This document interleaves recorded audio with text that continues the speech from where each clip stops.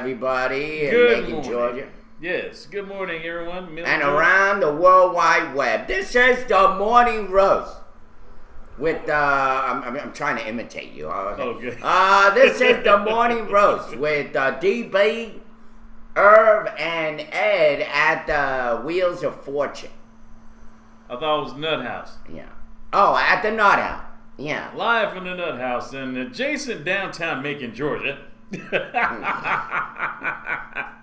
It's 8:04 a.m. Very adjacent. Eastern Daylight Savings Time in Macon. It's going on 8:05 a.m. Yes. In Macon. It's 66 degrees, slightly sunny with a high of 91 and a low of 67 degrees. So Good morning, good time ready. today is September 11, 2013. It is September 11th. It is the, 12th year anniversary. of the towers being destroyed and in the Pentagon, and also the 1 year anniversary of the Benghazi attacks in Libya.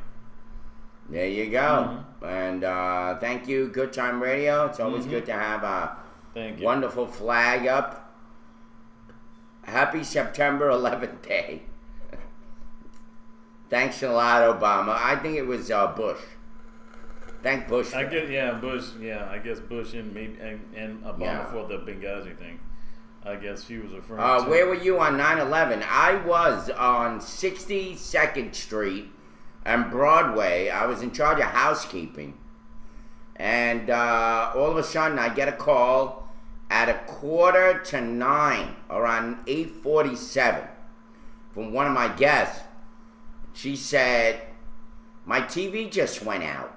I need somebody to come upstairs. I had the news on. There's a plane crash at the Trade Center." And I said, "What?" And then I called up my houseman. I told him, "Go upstairs and check her TV and let me know what the hell's going on."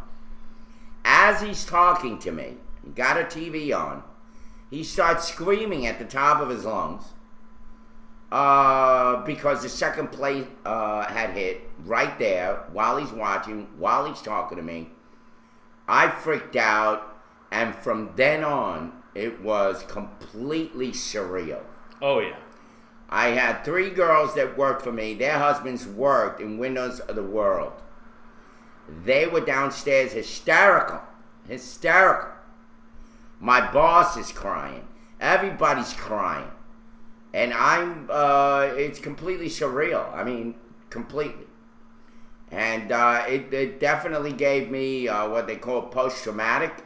Post-traumatic I stress still and- deal with yeah, it. I still PTSD. deal with it. I still get very, very depressed about it. And it's one of the main reasons why I left the hell out of New York. I said, I can't live here. I'm done. Yeah. So happy September 11th. And God bless those that lost their lives. And now we have another issue coming up. As you well know, President Obama gave his speech yesterday. Yep. And I have the transcript. Once again, the country's dealing with some military bullshit that we always entangle ourselves in. Right. And as he says, over 100,000 people have been killed. Millions have fled the country. In that time, America worked with allies to provide humanitarian effort to help the moderate opposition. I guess that's what he calls the Al-Qaeda people, right? Yes. And to shape the political settlement. But I have resisted calls for military action because we cannot resolve someone else's civil war through force, particularly after a decade of war in Iraq and Afghanistan. He goes on. And again, he's putting it off. He asked the Congress to wait on the vote until they could see whether this thing could be settled. Yes, I was just reading what they were saying. Go ahead. When dictators commit atrocities, they depend upon the world to look the other way Don't make me hate my president. until those horrifying pictures fade from memory. But through these things happen, the facts cannot be denied. The question is now is what the United States of America and the international community is prepared to do about it. Yeah. Because what happened to those people? Well, I'll To tell those you. children? It's not only a violation of international law, it's also a danger to our security. Okay, go on. Yeah, ahead, not man. bad. Yeah, getting there. I never watch him because he puts me to sleep. Like that. He looked like he had makeup I watched it on. online last night. Okay. He got no choice. If he No. does anything else, then he'll sell himself out. So. Well, he looked like he had makeup on. I don't know why. His eyebrows just look too dark, But he really like gets me. Groucho Marx. We're gonna go into Syria as to kill people who are killing people who are killing people in Syria. Yeah. But yeah, I mean, they got to be some punk ass. You got to be a punk ass terrorist to do some stuff to. Well, we did it, but we did it by accident. How you gonna be a terrorist and you scare people? You give people hell by accident. It never happens by accident. How do you get to those Come on. bombs and blow I mean, people seriously. up on airplanes by mistake or by accident? We did it, but it was accident. We put a little bit too much That's gunpowder. ridiculous. We just put one extra stick of dynamite in the. Yeah. That's some BS, man. Good old dynamite. That's Where's the kaboom? Yeah. There was supposed to be an earth-shattering kaboom. Believe me, those people have more than one kaboom. Oh yes. They belong to hell. This fish it. El Kabong. Yeah, fish. Yeah, this is Kebab. man. Forget the platter. This is fisher than all-you-can-eat $4.99 seafood buffet Yeah. at Captain D's. This is fishier than a shithouse door on a shrimp boat. Yeah. Well, he's trying to convince the nation to go after this. I just ate an dog. egg McMuffin, man. Just. I like the smell of it. You know what? You're better off with that than the sausage because that thing's got twice the calories. Man. And it's The better egg than McMuffin's those chicken been around McNuggets. since 1975. Yes. Not Oh, this just one. 1975. 1970 1975. Alright, check this out, Derek. DS Photo Guy says, atheism cures religious terrorism. Do you really think so? Well, yeah, until you meet, have a unless chicken unless you McNugget. have some atheist terrorists, then what you gonna do? I'm just, we believe in nothing. Praise nothing. Nothing is something. Nothing is something, and that it wouldn't be nothing. So when a atheist is dying, what does he say? Oh my Yeah. Ronald McDonald! Oh my Yeah. Ronald McDonald! No, it's oh my, fill in the blank. Oh my God. Oh my dick! How you dick on it? Yeah, I used to have a bumper sticker. You had a bumper sticker that said that? That's the car with the big dent in the back? Is that it? Watch the movie Damien 4 and you'll see how he did it, just like Obama. My brother Edward named my nephew Damien for the kid in Omen. Man. Because he did look like him. Get out! Hello, Uncle Irving. Guess what day it is? Guess what day it is? It's, Armageddon. Praise Satan. well, let me just say this. It burns. It burns. It burns. It does something. It's burning me. Ed sent us some bullshit over here. He sent us something about some meteor. Thank you, Ed, for making my life so whole and having hope that we're gonna eventually get crushed by a meteor. Man. Now if I can only find it. Here it is. Making karaoke sends us. By the way, we're going to talk about what happened yesterday with the mayor forum. It was phenomenal. Usually these things happen, kind of a freak of the moment, like everything that you're hoping is going to turn out to be turns out to be not, and then something that you didn't think about that you almost reluctantly went turns out to be the best of all of the mayoral forums because we got to ask the question. Okay. Unlike somebody grabbing some cue card and deciding whether your question is worthy. Anyway, Ed sent us something on some light or some star coming out of Baltimore, Maryland. Comet looming behind the sun could emerge this fall as a once-in-a-lifetime spectacle. Or it may not. So what the hell is the story about? Mike Shue has more what he calls the intergalactic snowball. Educators have a different take. It's called Comet Ison. NASA provided an image of Ison that has a small head and a big tail. It sounds like a female. That tail can get tens of millions of miles long. It's so huge. Wow. Said the guy, O'Leary. But in its middle, it's just dirt and ice 3 miles across. 3 miles is large enough to comfortably fit between the shores spanned by the Bay Bridge and its approach ramps. Shoot, 3 miles will be able to encompass this little area. Shoot. Yeah, it could be the comet of the century. This is what some people are calling it. And we're not so far into the century, you know. It's certain to light up the winter sky, that is, unless it doesn't. They don't know if the sun will blast it to shreds. It's only passing through one diameter away from the sun, about 700,000 miles, through the hot corona. That might be enough to blast it apart. In that case, it could turn into smaller comets or disappear completely. If it doesn't bust apart, it will be visible for weeks, from December through January. The Maryland Science Center expects to have special programs if the comet is as visible as they hope it to be. There you have it. We have a big comet coming and lobbing right up. I said it, didn't I? Yeah. Yeah, you said it. There you have it. There You have a comet. Make sure you say goodbye to your loved ones. Sometime in December. Yes. Give them a Christmas goodbye. Mm-hmm.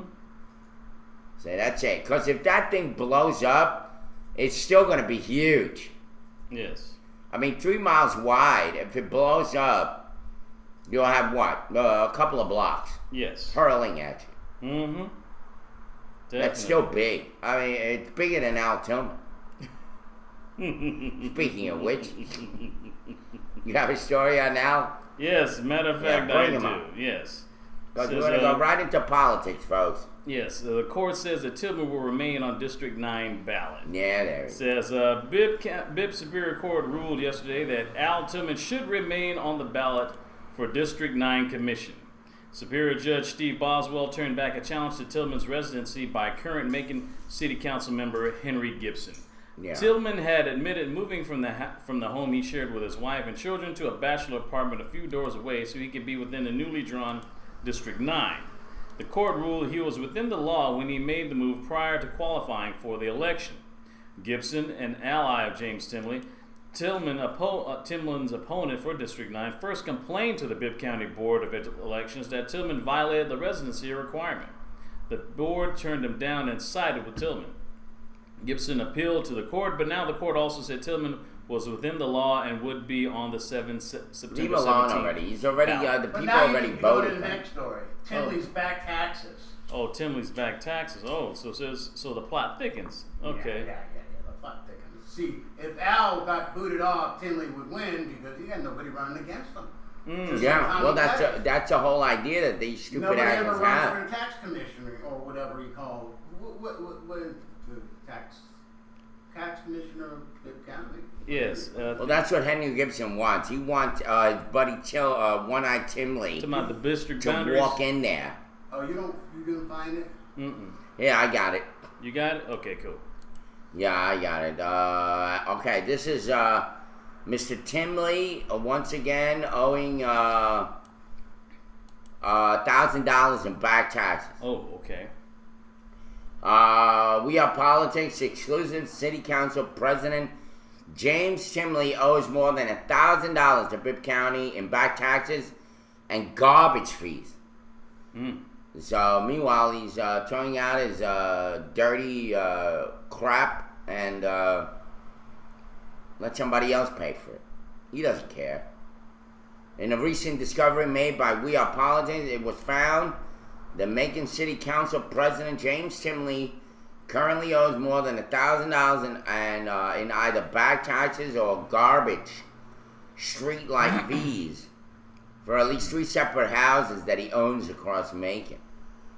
Below, you can see for yourself that Timley owes $176.95 for garbage pickup for 2621 Village Green Lane, $184.34 for garbage fee, garage or garbage street light fees on Masseyville Road, and $803 for back property taxes at 1369 Winston Avenue.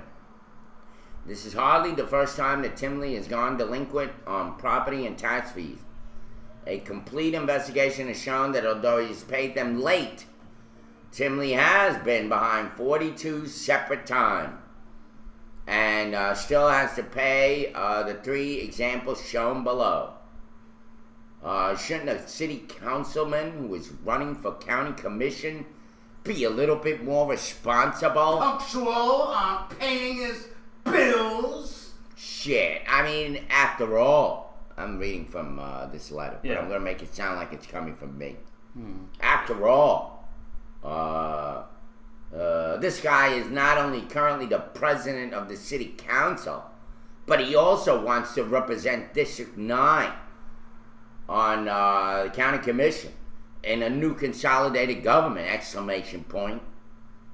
Further, if I recall correctly, I'm only going by the story, when he was on Randall Savage Close-Up Show, he not only accused his opponent, local activist Al Tillman, of living in a different district, but he also threw out the accusation that Tillman had garnishments all over town. A check of Tillman shows absolutely no garnishment. What a liar. Judgment or back taxes owed. There is no question that Timley is not a leader in District 9. If he can't handle his own finances, how do we expect him to handle our budget and be good steward to our tax dollars? Now, of course, this is We Are Politics. It is a Republican bent organization, but let me just say this. They've been speaking more truth lately. Only 1 week to go. Than these scumbags. And I always said the Democratic Party here in Macon, Georgia is a disgrace. It's an embarrassment. Okay. What do we got? We got another story going into the confusion over the district boundaries. All right. Oh, the district boundaries. I think yes, you're actually too. Thank you very much. Okay, cool. This is from Randall Savage and Anita O from WMAZ, the CBS affiliate. The vote of confusion. Yes, 1 week before the first consolidated election, people in Macon and Bibb County are still sorting out who's supposed to vote where. It's happening at the Macon-Bibb County Board of Elections, where address checks are causing long lines and long delays. Yep. It's also happening at hundreds of homes where some people are puzzled over instructions from voting officials. Along with others from on DeSoto Place, John Marshall received a letter last week from the Elections Board, signed by Chief Registrar Veronica Seals. It said officials recently sent him a voter card with the wrong Macon-Bibb Commission district. According to that letter, Marshall's correct district is 9. But on the Georgia Secretary of State's website, voters can look up sample ballots and check what races they should find on their ballots. The website says Marshall Street, located off Vineville Avenue, is in District 5. It says at the rate that they're going, the problems that they're finding, they're going to have to just stop and start over, Marshall said Tuesday. The election board sent those letters on September 3rd. That's 5 days after election supervisor Janetta Watson emailed Secretary of State officials that they put hundreds of people in the wrong voting districts.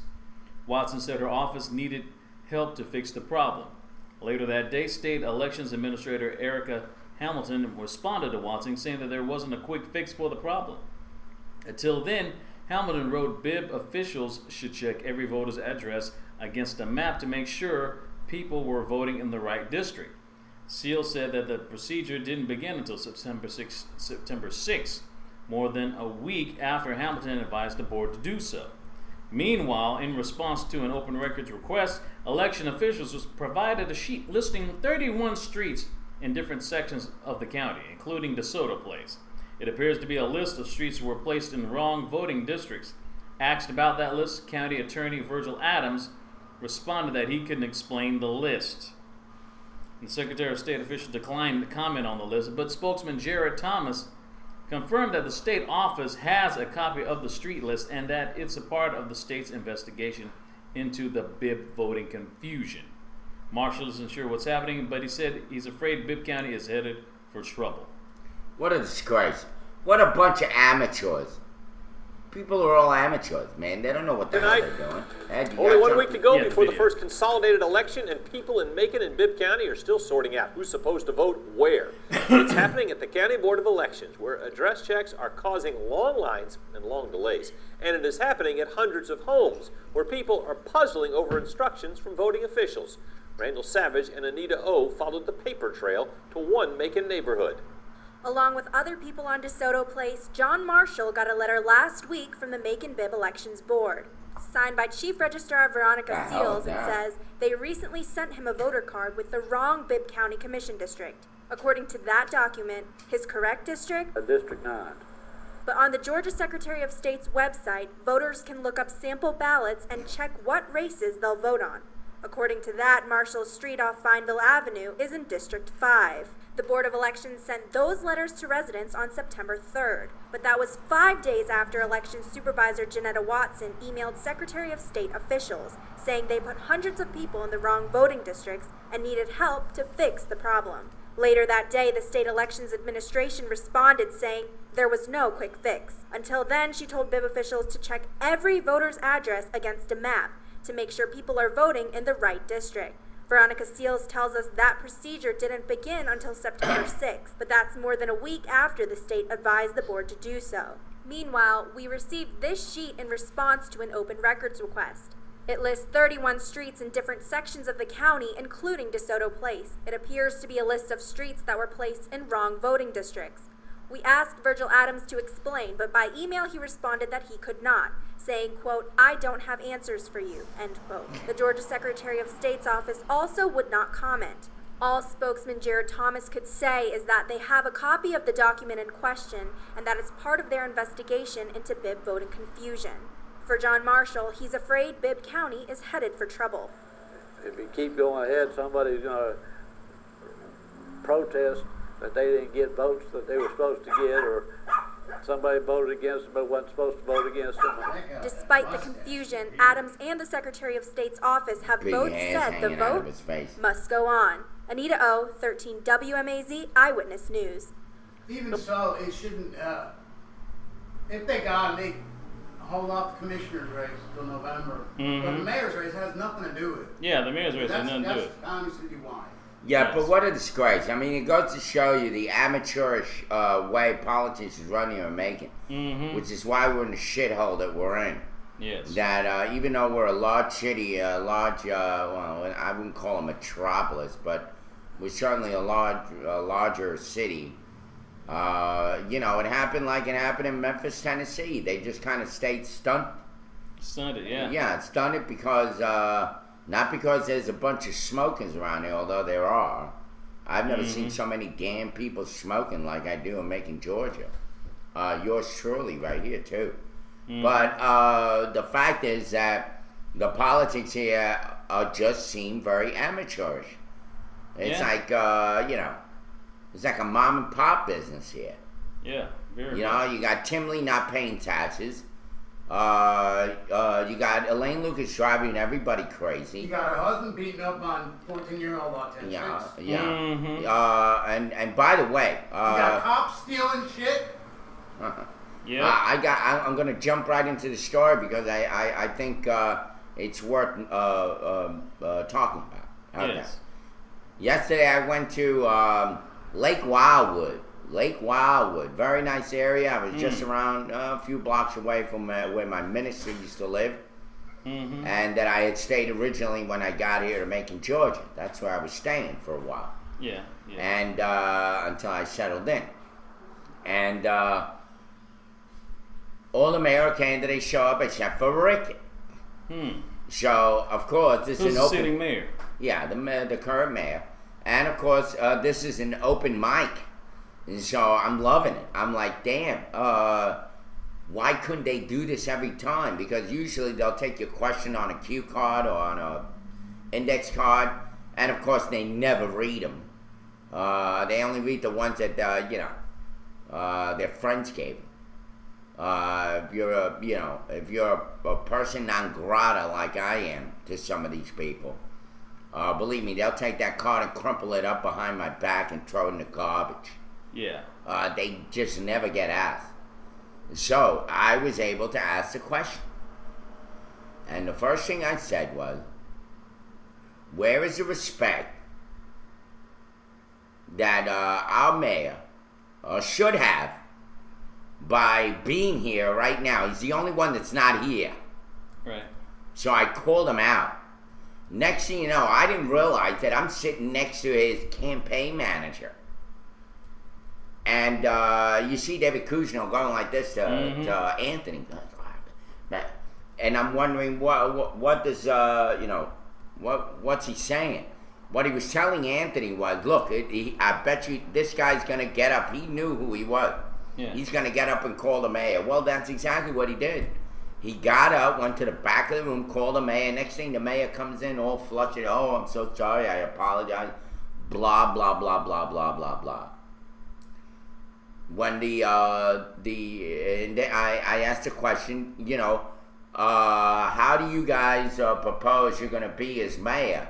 To me, it's all about the small things are important to me, the nuances that nobody else may notice. Like, are you guys going to be the people's mayor?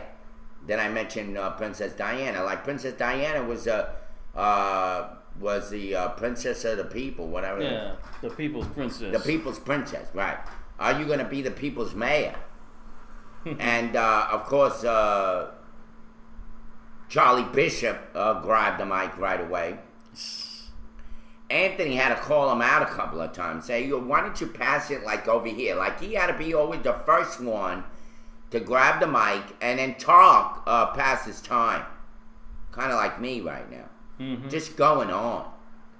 Like, there's other candidates here. We're not going to sit here all frickin' day until you elaborate what you want to say. And, it was quite a sight. Wow. So, while our chatters are having other conversations, you can hear us as background music. Chatters. Yes. Y'all having your own conversation about some bullshit game or who the hell knows. Well, talking But about thank you for listening in. Yeah. Thank you. Anyway, so what else is in the news? It was a good turnout in the end. The people did show up. People did ask questions. Some of them were tough. Some of them couldn't be answered properly because they didn't have the answers. But again, I really feel like the government here in Macon, Georgia is very amateurish. They don't know what the hell they're doing. And that is a prime manifestation of exactly what I'm talking about, where they couldn't even get the districts right on target. Yeah, they couldn't get them corrected, which is really kind of sad because I hope that won't deter, getting the government done, at least established next year in January, because that's going to be really, really, really terrible if they can't get their act together at least politically speaking, and even professionally speaking. Yeah. Because it's supposed to be done on New Year's, by New Year's. So that's We're talking about the government. yeah. They're not going to be done by New Year's. They can't even figure out how people are supposed to vote. I mean, this is absolutely disgraceful, folks. I mean, we already had a problem with the idea that it was the Republicans that rammed consolidation down some of the people's throats. And now we have this issue showing up where it was the Democrats that screwed it up. Mm-hmm. That Miss Jeanette Watkins, or Watkins, right? Wilson, whatever. Can't even get her name right. I wanted to say that. Yeah, the one in charge. Yeah. I thought it was Watkins. It might be okay. It might be Watkins. Yeah. Okay. Yeah. You're. And yeah. There was a special program for. No problem, guys. There's supposed to be something that's going on later today. There's supposed to be like a keep kids safe, buckle them in free car seat safety check for those who have, I guess, babies or toddlers and stuff and have a car seat. Yeah. So it's a free car seat safety check that's supposed to go on later today, between 1:30 p.m. and 3:30 p.m. at Northway Church at 5915 Zebulon Road, Macon, at 5915 Zebulon Road in Macon. It's sponsored by Kohl's and the Children's Hospital.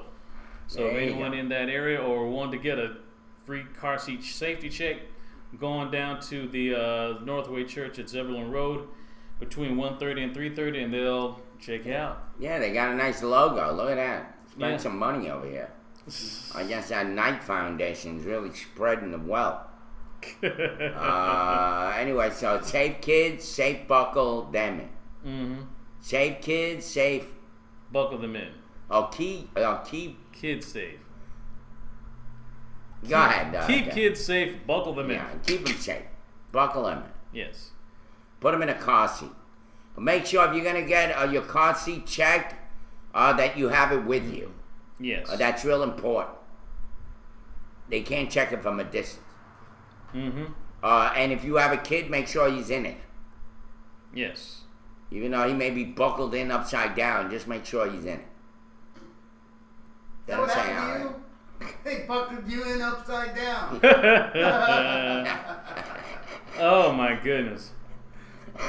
Irving, my old friend mechanic. Whatever. Anyway, so. I got some other stuff. Alright, what else is in the news? Yes, we have the update on the border battle between Bibb and Monroe County. The border battles. The Yes. border battles. Battle Yes. borders. You thought we had like border problems with Texas and Mexico, but this is some really, I guess this would be the wing day. Yeah, we have a lot of illegal aliens coming in from Monroe County. And Yes. we're not supplying them with weapons. Yes. Yeah. Representatives from Bibb and Monroe counties were given 20 minutes to plead their case in the latest court Sounds hearing. like a mayoral debate. Yeah, in the latest court hearing over the county's border. This time before the state Supreme Court in Atlanta. Bibb County is appealing an approved county line drawn up by former Governor Sonny Perdue, appointed land surveyor Terry Scarborough in 2009 at the request of Monroe County. It says Terry Scarborough was not supposed to create a new line. The state requires that you go and mark out the true territory, said Bibb County Attorney Virgil Adams. It says that one's already there. Adams says Scarborough's survey is wrong due to a poor starting point and a lack of use of historical facts. Says that the foundation of the survey is incorrect, then the survey is incorrect, said Adams. The Secretary of State has sided with Bibb County in the appeals process. Adams says millions of dollars are at stake. The line Monroe County claims is one of the correct one that runs through Bibb County's funded Bass Pro Shop. In no way, shape, or form is the commission interested in taking things that Bibb County has bonded money for, said Monroe County Commissioner Chairman Mike Bilderbeck. Bilderbeck says Monroe County is interested in the land that rightfully belongs to his county. The parcel of land would bring an estimated $1.5 million annually in tax revenues. All about the Benjamins. Oh, yes. Benjamins and the Grants, yes. Bilderbeck adds it's in the interest of the citizens in both counties to set the border right. If the quote-unquote Scarborough survey is finalized, parts of Bibb will become an island inside of Monroe County. Says, we can have an island. I don't think it would change taxation, said Bilderback. Adams says the island and the change of address for residents along the border would cause more problems and confusions for residents and government. There you go. Mm-hmm. Wow. Well, this is Georgia. You gotta expect it. This is hick country. Well, Yeah. You know, there's Making Man dies on a wreck in I-975. Making Man died Tuesday when his pickup truck struck a construction barrier on interstate. And look at how they spell interstate. Completely wrong, folks. Interstalate. These people, they don't know how to use spell check. What the hell is wrong with these people? They take us for granted like we're all stupid. We don't know how to spell. Although that's close to the truth. There. Yeah, thank you, Ed. Thank you for calming me Derek, down. we boring you? That's Yeah, according now to you know how I feel when you talk about when you leave for sports. Jeez. But I ain't really. That's the sound of it. This is better than sports. This is death. Life and death, rather. According to Big Well, County spell Coroner check it is. Leon Jones. How many guys do you know named Leon?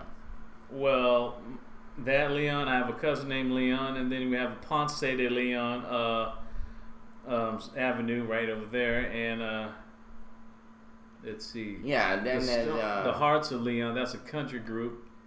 Yeah. have you ever known a white Leon? Yeah. Oh, Really? you do? Yeah. Remember Leon, the guy that was on our show? Yeah. Yeah. The You guy know, he who's went to talking New about York. Conspiracy. Yeah, he left. A year ago today, actually. Yeah, he left. He's in New York now. Yeah, he left. He couldn't stand it anymore. He sold all his house and got the hell out of here. He couldn't stand Megan. He went to New York. And he went to New York. Oh, that's a guy Wow. with the conspiracy theory. Yes. By the way, this is according to By Leon the way, Jones. I'm not yawning over the death. I'm yawning over the spell check because they should know better. They should have spell check for. Well, the accident happened just south of Arkwright Road. I know where that is. Mm-hmm. Lieutenant Sean Defoe, I know him too. Bibb County Sheriff's Office Department says witnesses reported seeing a white Ford pickup swerving and hitting the barrier. No other vehicles were involved, and no one else was injured. The man was taken to the medical center, where he was pronounced dead around noon. Wow. He identified him as 47-year-old Thomas Jones of Timberlane Drive in Macon. There you go. I mean, this happened at what time? Around noon. I wonder if the guy was drunk already. Unless he had a heart Possibly. attack. Well, they'll find out. Possibly. They'll give him an autopsy and figure out whether this guy Yeah. was In dead other, or what. yeah. Ed's laughing at something over there. We're laughing Looking at at traffic somebody outside. dying. And also, No, I'm not, because you're talking about people dying. They're talking about Leon Russell and, musicians. And oh, let's not talk about that shit, man. Bad news. Here's some good news. what else? Well- we got? Got any good news? Well, I guess maybe sort of. Good white news? Okay. I'm Something. spelling like Anthony. Okay. I got some local news, sort of local news from next door from Warner Robins. It's basically the Warner Robins mayoral candidates give an introduction to where they're running for mayor from Warner Robins.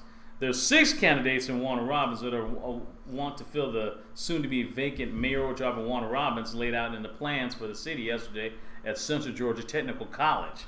Now they're in Macon, Central Georgia Technical College in Macon, to talk about running for mayor in Warner Robins, a whole other city. They don't know where they live in. They're confused about what district they live in. Councilmember Deron Lee, former Councilmember Mike Brashear, retired Public Works Director Joe Musselwhite, and retired firefighter Randy Toms all come into the race with experience working for the public. Robin Air Force Base civilian employee Chuck Chalk, how about that? And Chuck Chalk. And property manager Ava Folsey touted their experience in the private sector. So those are the 6 candidates running for mayor in Warner Robins. Each candidate answered a series of questions and then were given a chance to lay out their plans for the city. Former council member Mike Brashear raised concerns about the feasibility of a public transit system, while saying the city needs to preserve Robins Air Force Base by strengthening its relationship with 21st Century Partnership. also calling for a renewed relationship with the 21st Century Partnership as property manager Ava Folsey. Folsey says she wants to draw more tourism dollars to the region through city beautification and a promise to address infrastructure needs. And the civil-based worker Chuck Chalk took a different approach than the other candidates. Chuck wanted to tout the need for a clear vision and goals for the city. Once these goals were realized, it will draw big employers. And Daron Lee says more partnerships are needed with neighboring municipalities. Also, major distribution companies could use Robins Air Force Base for business. It would be a big economic boost for the region. Rudy Ford says I'm ready for sports. Oh my God, this sucks the air out of the room. Oh, jeez. Anyway, yeah, who gives a shit? It's Houston County. They don't really care about us making ice. Yeah, but yet they have the form in go figure. Because really they don't have give the a place in crap. Warner Robins, I guess. Yeah. Yeah, whatever. Wee. By the way, I have more exciting news. Mm-hmm. There was a fire in a shed. That destroyed a shed. That's much more interesting than the mayor's race in Houston County. Yes. Yeah. A fire destroyed a Houston County, and this is in Houston County. Yeah. Houston County man's shop. I don't know how they put that. A man's shop. If it was a woman's shop, it would have said what? A woman's shop. Tuesday night, firefighters received a call around 6:30 and arrived to see a storage building engulfed in flames. The fire destroyed 2 motorcycles and everything else inside the shop, along with damaging a boat inside the building and a car out front.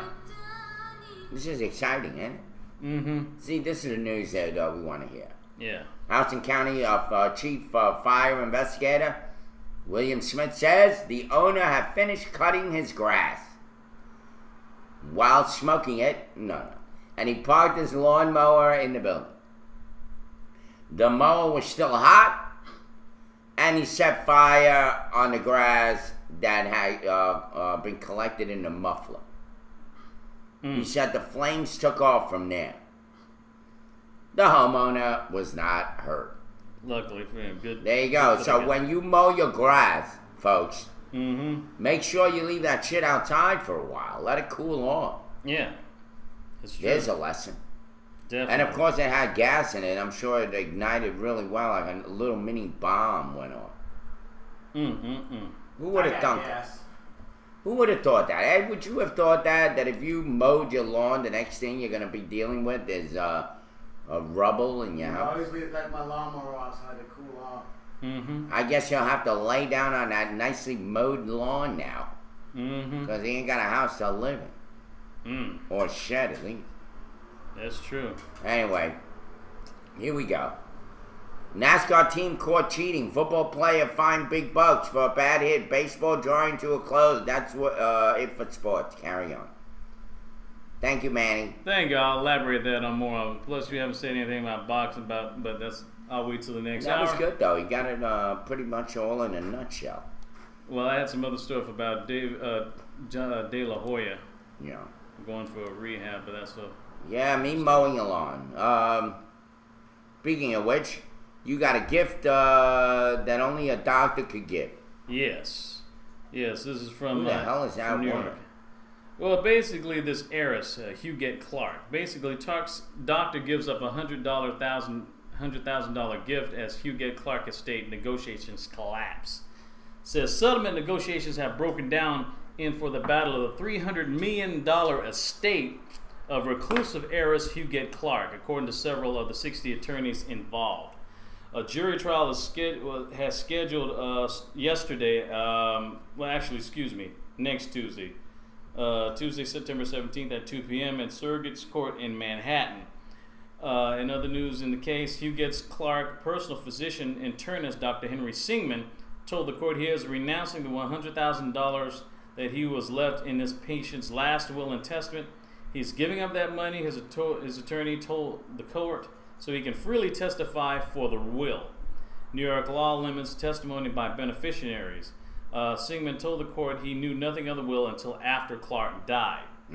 So the doctor and his family received another $951,808 in How did gifts. the doctor get involved in getting her a fortune? I guess he was because he was taking care of her, so she added him in her will. And see, the doctor and his family received another $951,800+ in gifts over 20 years while Clark lived. So she already gave him I guess $100,000 left, and then that $951 that puts him over $1 million. Singman faces a court action by the state's temporary administrator to force payback of those gifts. Says attorneys for Clark's relatives have not been able to agree on a settlement with the beneficiaries named in the will: a charitable foundation, a hospital, Clark's multimillionaire private duty registered nurse, a goddaughter, attorney, accountant, doctor, and several employees. Her will stated emphatically that none of her money should go to her relatives who are descended from her father's first marriage.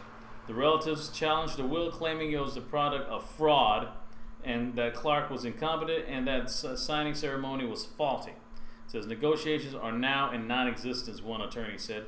Another described them as not active, and a third said the settlement binder went back on the shelf.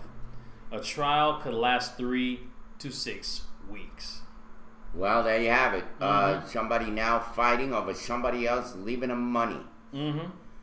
How come I don't get $100,000? I don't know, but it seems that Huguette Michelle How Clark. the hell did these people get so lucky? I don't know. And what's his name? Dr. Seaman? Singman, S-I-N-G, Singman, Singman. Singman. Okay. She I was thought the it youngest. Seaman. According to the story, she was the youngest daughter of former U.S. Senator William Andrews Clark, born 1839, died 1925. One of the richest copper kings in Montana and one of the richest men in the Gilded Age. A railroad builder and founder of Las Vegas. One of the founders of Las Vegas. Her father was. She was born in Paris in 1906. Huguette was a shy painter and doll collector who spent her last 20 years living in simple hospital rooms. She attracted the attention of NBC News in 2009 because her fabulous homes in Connecticut, California, and New York sat unoccupied but carefully maintained. And after she died at the age of 104 in May 2011, Man, she's another one. She didn't 2 want to years go. ago. Yeah, 2 years ago. Clark's will be challenged by 19 of her relatives who contend that she was mentally ill and incompetent, the victim of fraud by her nurse, attorney, and accountant. And these relatives are descendants from Clark's father's first marriage. Yeah, a bunch of vultures. Yeah, they're all trying to grab whatever little morsel they can. Yeah, they're the closest to her being half grandnieces and grandnephews. Her will says, I intentionally make no provision for any members of my family, having had minimal contacts with them over the years. So it's like, look, since you didn't visit me, you ain't getting nothing. You're not getting anything. I don't blame her. I don't blame her. If I was a rich man, my money would go to charity and my friends. Screw the family. They don't do shit. Yeah. Of course, basically the people who are the beneficiaries are supposed to be cash, work together.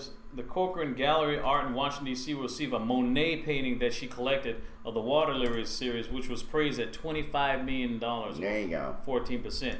All right, no, she's dead. Goodbye. She left her money to some scumbag doctor.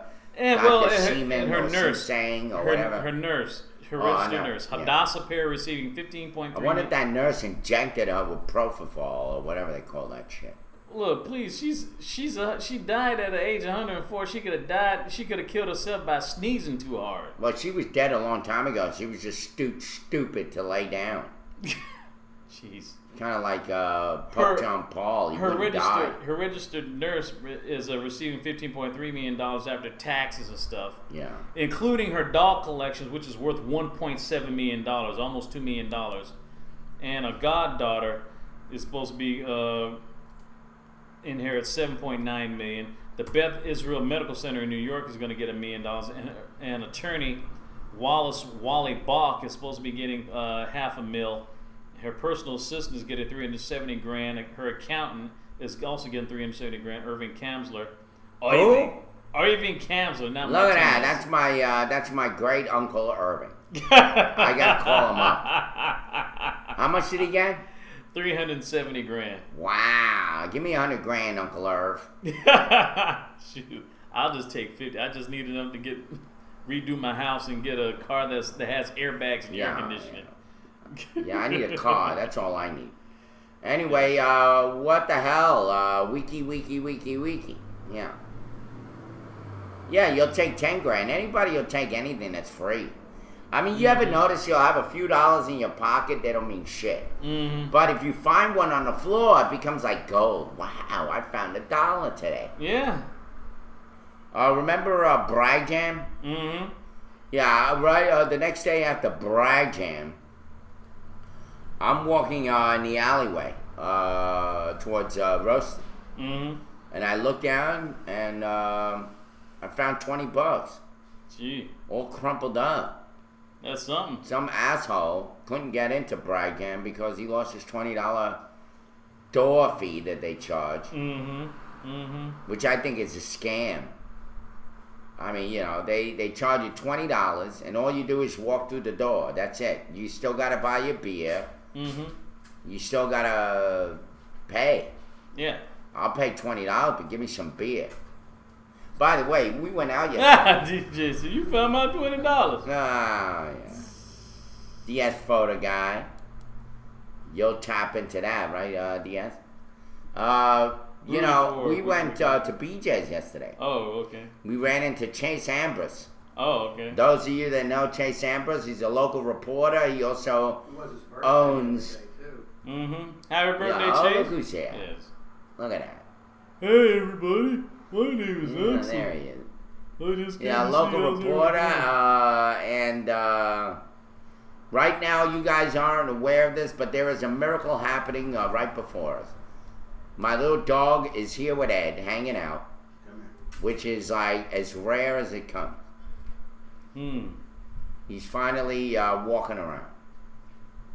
Anyway, you're a fan of Nucleus, Reform Bean?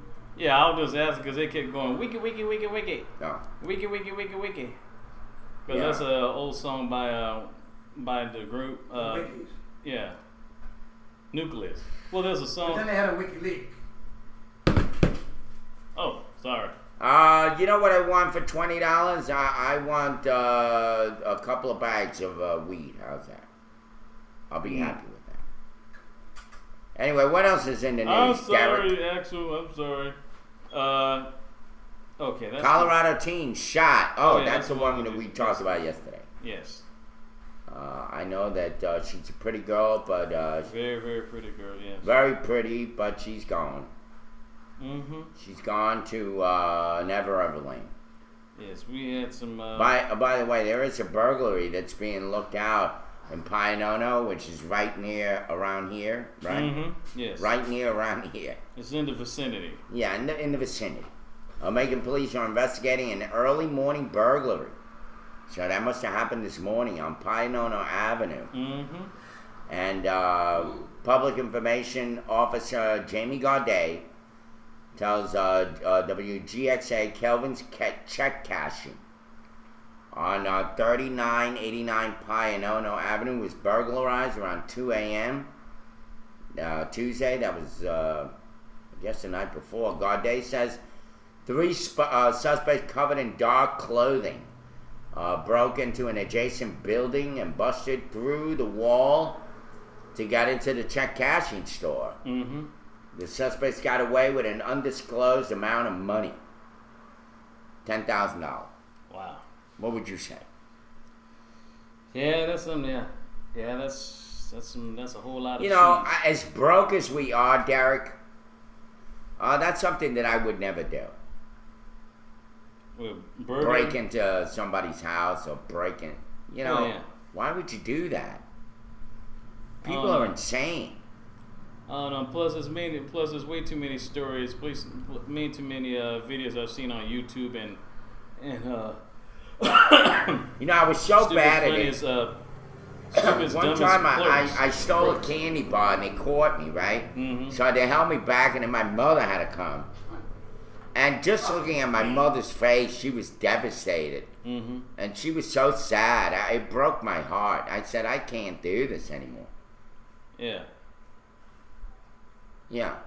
Yeah, it was kind of messed up. Yeah. Well, at least not a candy bar. Yeah. Yeah, I can't steal a candy bar. It breaks my heart. Mm. Money, maybe. What type was it? Snickers, Milky Way, Hershey's, It, Biscuit bar? it was Snickers. It was Snickers. Yeah, because it satisfies. Yeah, I don't like anything with nuts in it. At least not now. Quite right. Yeah, there used to be a time. Oh my not goodness. now. How Yeah. about on this note, I'll interact this. I No, guess Snickers is not full of nuts. That's the one that has like it has nougats. nuggets. Yeah, you're talking about Payday. Payday Yeah. is one that's filled with nuts on it. Yeah, I don't know what's the difference between nougat and the other. That's nougat is like the little filling, that's next to the caramel. The filling in a Milky Way. Right, kind Yeah. of that spongy thing. That's Yeah, in it, that spongy stuff. Yeah. Yeah, Yeah, when you nougat. see, look at, you think a fucking egg McNuggets are bad. Yeah. Mm-hmm. That McNugget thing yesterday was horrible. Oh yes. Are you sure they didn't pick it up out of like a dumpster and then try to make Oh man, I McDonald's hope look not. bad? I hope not. But on another note, I just want to say something. Talking about sending kids to McDonald's. And there's some Chinese representatives from Shanghai, China, will visit Central High School tomorrow to visit the school's International Baccalaureate IB program as they consider a potential international exchange partnership with the Bibb County School District and Wesleyan College. Representatives will meet at the Welcome Center at 8:30 before moving to Central High School, and members of the delegation will be joined by officials from Wesleyan College as they received an overview of the Bibb County School District and Central's IB program. So, ni hao in advance. Ni hao, everyone, to the Chinese delegation. Oh my God! Look who's in the house! Gamer girl! Look, we still got you up here, baby. Look, Gamer girl. Yes. Look, you're still here. Hello. You haven't left.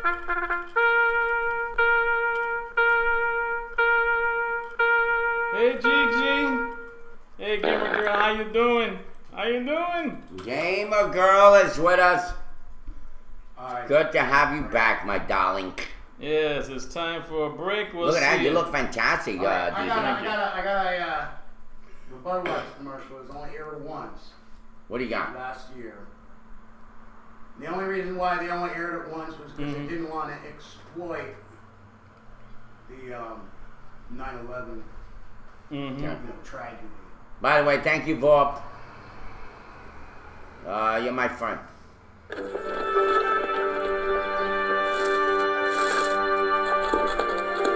They're taking their jobs way too seriously. I think they're just getting paid to be able to get cop a feel without getting knocked the hell out. Getting punched in the jaw by the future passenger to be, I guess. And she was ramming her hand up there, though, a little too hard. Like, go a little slow. Yeah, I know. She's like going, I want to bump your Like pussy. she's giving her, it's like she's giving her a pap smear or something. Like, what's up with that? What's up with that, lady? Mm-hmm. Feeling her all up. Yeah. I'm telling you, they're getting off on that shit, Yeah. folks. And don't people be talking about fooled. watching out for the men. You watch out for the women too, because they may be they may roll differently. Oh yeah, they some certainly women like go to- that wild. I'm just saying. They do a lot of bumping, Mm-hmm. bumper cars, Yeah, bumping donuts. bumping donuts. Yeah. Bumping donuts. Comes with a bun. Yeah. And anyway,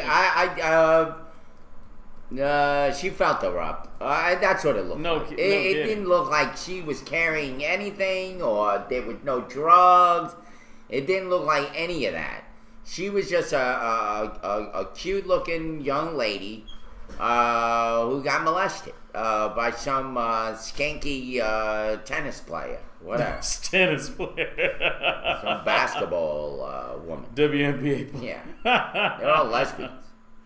Oh, All my of them goodness. are lesbian. Anybody in sports is a lesbian. Right, Derek? I mean... Even Reggie Bush? They're all lesbian. I don't trust any of them. Oh, my goodness. I mean, now you even have gay wrestlers. well, yeah. You can't... give me a break. I mean, what's going on? Yeah.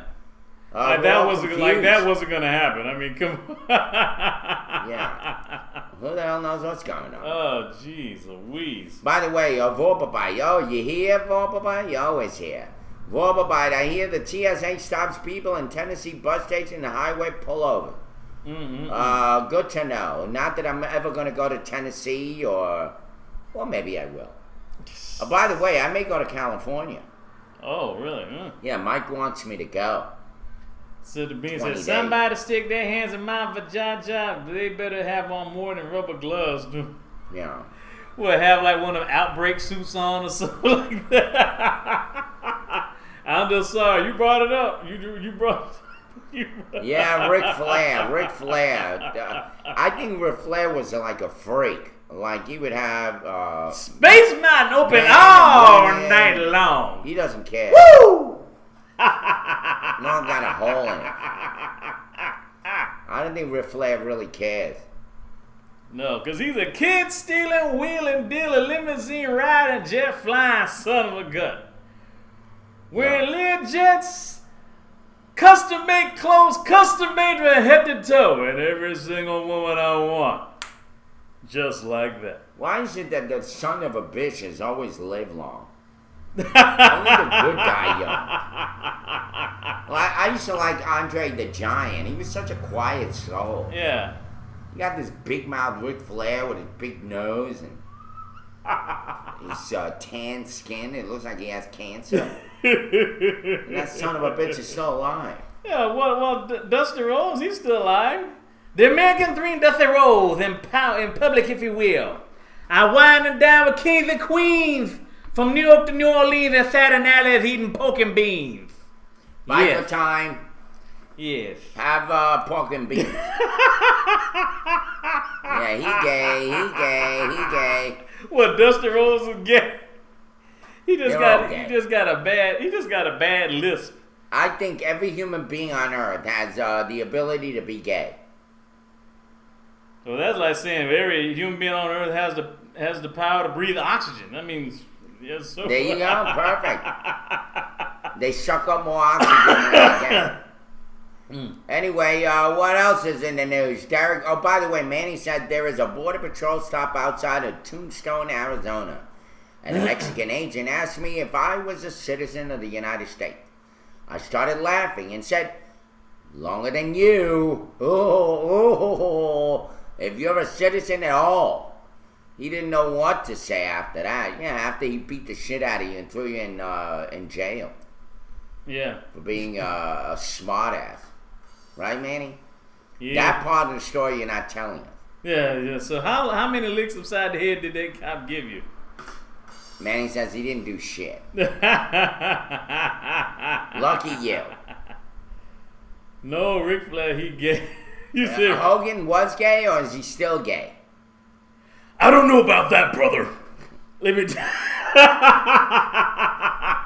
Yeah, he did go through a couple of divorces, didn't he? Yeah, but that was because he got caught cheating on his wife. And so remember that sex tape that he had where they had him with the kid. Come Yeah, on, let me hit it. Let me hit it twice, brother. I mean, sister. You know, let me. Exactly. That brother rolls off his tongue. I think Hulk Hogan is gay. You're right. Hogan's wife took over 60% of Hogan's money. Yep. Yep. Yeah. That's why I'm telling you, I'm so happy to be single. Sometimes it's lonely, and sometimes you feel like, Yeah, whatever. but you're not getting But- fleeced for your money, right? Believe me, that shit, you got to pay for that. You know. Mm-hmm. You got some. I don't have a leash. I'm glad. Yes. Felt like I had a leash before. A leash. Yeah, everywhere I went, there was a leash on me. I could only go up to a certain distance before she started screaming, "Where are you? What are you doing? What are you doing, honey? What What are you doing? What are you up What to? is running around? What are you How doing? much money are you What are you spending? doing? What you got to pass Yeah, here, blah, blah, Ruby? blah, blah. What are you doing? Jack. Who the hell wants to hear that? Oh Really? my goodness. I'd rather hear the fan blowing on me in the morning than some woman blowing on me. blowing up on. Oh my goodness. Blowing. Yeah, blowing. That type of blowing. Anyway, nag. Is it worth it, Harv? No. Okay. No, it really is not worth it. It's not worth it. All the Roman wrestlers were gay. Think about it. Wanting a man's crouch in your face. Oh, jeez. TMI, Bean. You've been watching that History Channel way too long. Bean. That is funny. Woo. Oh well. Let me see. What else? I guess. Oh, by the way, Bean. Wanting a man's crotch in your face. I'm sure that in the past that's something that you yourself enjoyed. Let's keep it real here, kid. Crotch face. Yes. Anyway. Well, people talking about we don't have enough good news. I'll bring it on. Okay, ready? Go to sleep. Goes. Go ahead. No, it doesn't. It's not sports related. No, it's just some good news. It's good news. Quick thinking airman saved woman's life. Says what should have been a routine flight to McCarran International Airport in Las Vegas, Nevada turned into a life-saving opportunity for 3 members of the 116th Security Forces Squadron headed for a pre-deployment training exercise in Creech Air Force Base, Nevada. It says that Master Sergeant Roger Parsons of the 116th Air Control Wing Public Affairs, Georgia National Guard, reports that the security force personnel were traveling on a commercial flight when a passenger passed out and showed no signs of life. As the daughter of a passenger frantically tried to revive her mother, 3 airmen from the 116th SFS stepped into action. U.S. Air Force Tech Sergeants Tim White and Dominique Andrews with the 116 Air Control Wing, Georgia National Guard guy Master Sergeant Roger Parsons lifted the daughter out of the way and immediately began performing CPR on the mother. At the same time, Master Sergeant Richard Ross assisted the flight attendant in retrieving an oxygen tank and assured the airmen performing CPR that had everything they needed. He says, shortly after, Alan Jones, the son-in-law of the passenger being treated, says, I have not seen or heard such clear authority in action since I was in the Army a number of years ago. It says, shortly after the CPR was done, the mother responded to the treatment and regained consciousness. White and Andrews continued to monitor their patient and traded seats with other passengers so they could remain in close proximity for the rest of the flight. There you have it. Mm-hmm. Congratulations.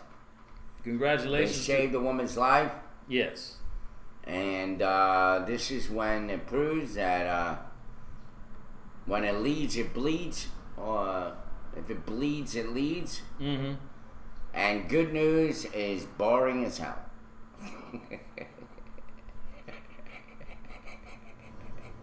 Yeah, you're going to be one heck of a guidance counselor, Irving. If there's grass on the field, play ball. Yes. No, I'm not scared of the cops. Are you out of your freaking mind? I guess you haven't been around long enough, Manny. Yeah, screw you, Cap. Screw you, coppers. You'll never take me alive. Whatever. So I get the electric chair. Whatever. Whatever. The Espona guy says, so my girlfriend's vagina leads. Ew.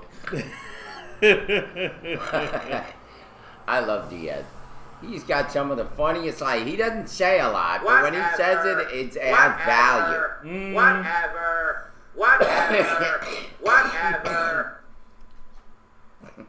Man.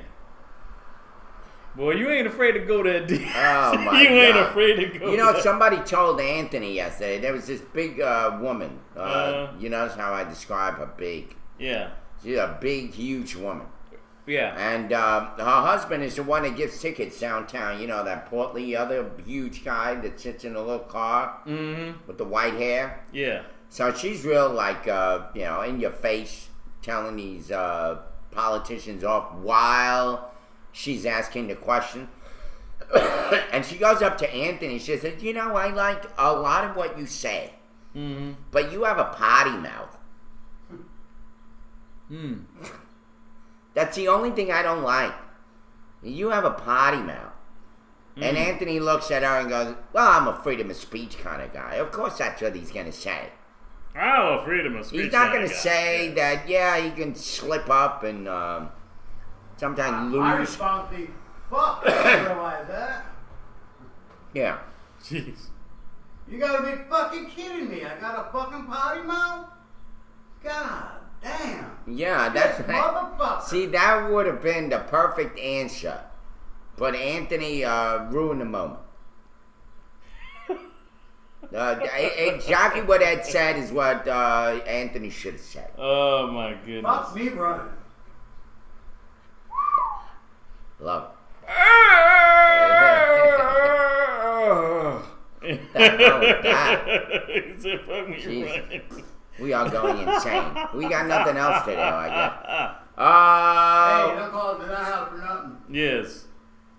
What else you got going on, Derek? What do you got going on, Herb? I got it right here. Oh, okay. All right, ready? Ready. An interim superintendent for Bibb County. We talked about that Dalla piece of shit man Mm-hmm. that left here, ripping That boat guy, that I mean. the county off. Anyway, this morning, continue conversations with superintendents in Middle Georgia area by taking Bibb County interim leader, Dr. Steve Smith. I guess he's going to be the interim county school superintendent, Okay. taking over for Dallaman, who demanded Dallas. Demanded Before he the left. kids to speak Mandarin, which I don't know whether or not if he had something to do with bringing the Chinese delegates to. Why are they here bringing tomorrow. Chinese people here? You know why they're doing that? Because they figured they're more successful than the black people that are here. This is exactly what happened in New York. We got an influx of Chinese people with a lot of money. They take over the neighborhood, and next thing you know, they give you terrible customer service. Well, we need a good Chinese restaurant around here. I'm Yeah. serious. I'm not being Chinese racist here. It's just a fact. I lived in New York. Whenever you go to their stores, they treat you like shit. It's like they're doing you a favor by having a fish there. I don't even eat fish. You got, and by the way, if you go up to Flushing, Queens, Mm-hmm. right on the street, it is the smell of rotting fish all over the street. Mm-hmm. And you got rats as big as freaking cats over there at night. Jeez. I mean, it's pretty scary, folks. I'm sure We're going to look as polluted as China. Oh, They're yeah. polluted water and they're floating pig corpses in their water and Yeah, the they fish had that are those dead yeah, from those dead, ammonia. First they had the dead pigs, and then they had the dead fish. That's what's going to happen to Macon, Georgia. Why are we sticking with this Chinese shit going on? Because Does we owe Macon, them money, Georgia I expect guess. to be taken over by the Chinese Communist government of China or whatever? What's going on here? Why are they trying to shove China and Chinese down these kids' throats? They can barely speak English. Yeah, I guess they want them Teach to them English. Yeah, that's true. They should teach them English. I guess they want to know. I guess they want to know who they owe their money to. So I guess that's why they want them to get to know them. Possibly, who knows? Yeah. It's ridiculous. And then that was from Dallaman. Mm-hmm. Where the hell is he? Somewhere trying to, In China. well, not China, but someone trying to get another job, trying to mack a whole other city of people. Hey, let me be your, superintendent. Yeah. Well, if they could bring in more Chinese food and Macon, I'll be happy. Yeah, we need one right around the corner. Yeah. They're not as good, man, as New York. You go to New York, man, it's so good, you can put it in a blender and drink it. And you're hungry an hour later. Yeah. Yeah, when you're Yeah. hungry, it's true. And, you can eat shit and it'll taste good, right, Ed? Well. I don't know that. Must be 2 tough. wontons. 1, 2 tons, whatever. 2 wide ties, yeah. Yeah, real man eats shit. Who flung who? Anyway, this is what they call the lull of the moment. All right, Derek, Mm-hmm. please, save us. Yes, I will save you. I'm just trying to find the story that I found earlier. And now that we're going to find again. Yes, which I'll find, yes. Yeah. there was a story that I found out after the show that Diaz Photo Guy and 2 other people that I know of gave it a thumbs up on my Facebook page. It was about 2 brothers that were charged with assaulting 2 officers in a Detroit Coney Island that have I never heard of a Detroit Coney Island.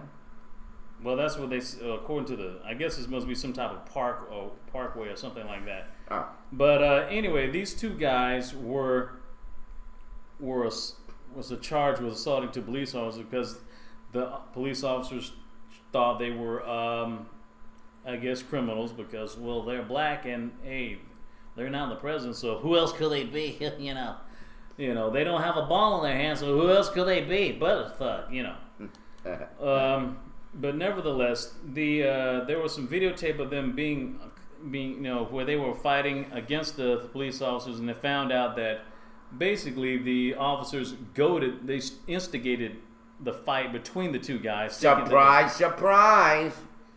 And the charges were dropped after video footage in the police hall or in this area was caught, where they basically, the 2 brothers who were initially charged with assaulting officers, and they had the charges dropped after surveillance video revealed a different story. And tell us a story. The 2 black males, Taiwan Mitchell, age 20, and Nabon Moore, age 26, have long argued that the police acted out of line, and the Detroit Police Department sided with the brothers earlier this week. As reported by Fox affiliate WJBK, Mitchell and Moore were seen on surveillance video scuffling with the cops inside of a Coney Island after they asked the brothers for ID. When one of them asked the reason why they were being questioned, the fight started. The DPD initially said the cops' response was appropriate, but little over a week after WJBK aired a report, the Wayne County prosecutor's office dropped the charges against Mitchell and Moore. Mitchell, who is studying criminal justice at Madonna University, holds no ill will towards the officers and plans to use the experience going forward in his own career in law enforcement. Wow. Well, I only have one question on the story. Yeah. Who the hell would name their kid Nabon?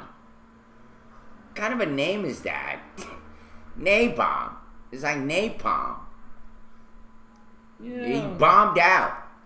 Yeah. Yeah, yeah. Yeah. The mother was choking. Yeah. Like, well, she was hit by napalm. She was hit by napalm. Who would name their kid Nabon? I'm serious.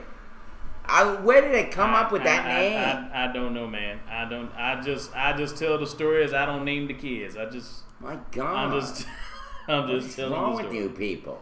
Yeah. Nabon. Naybon. What a wonderful name. You look at a kid and I'm gonna name you Nabon. Mm-hmm.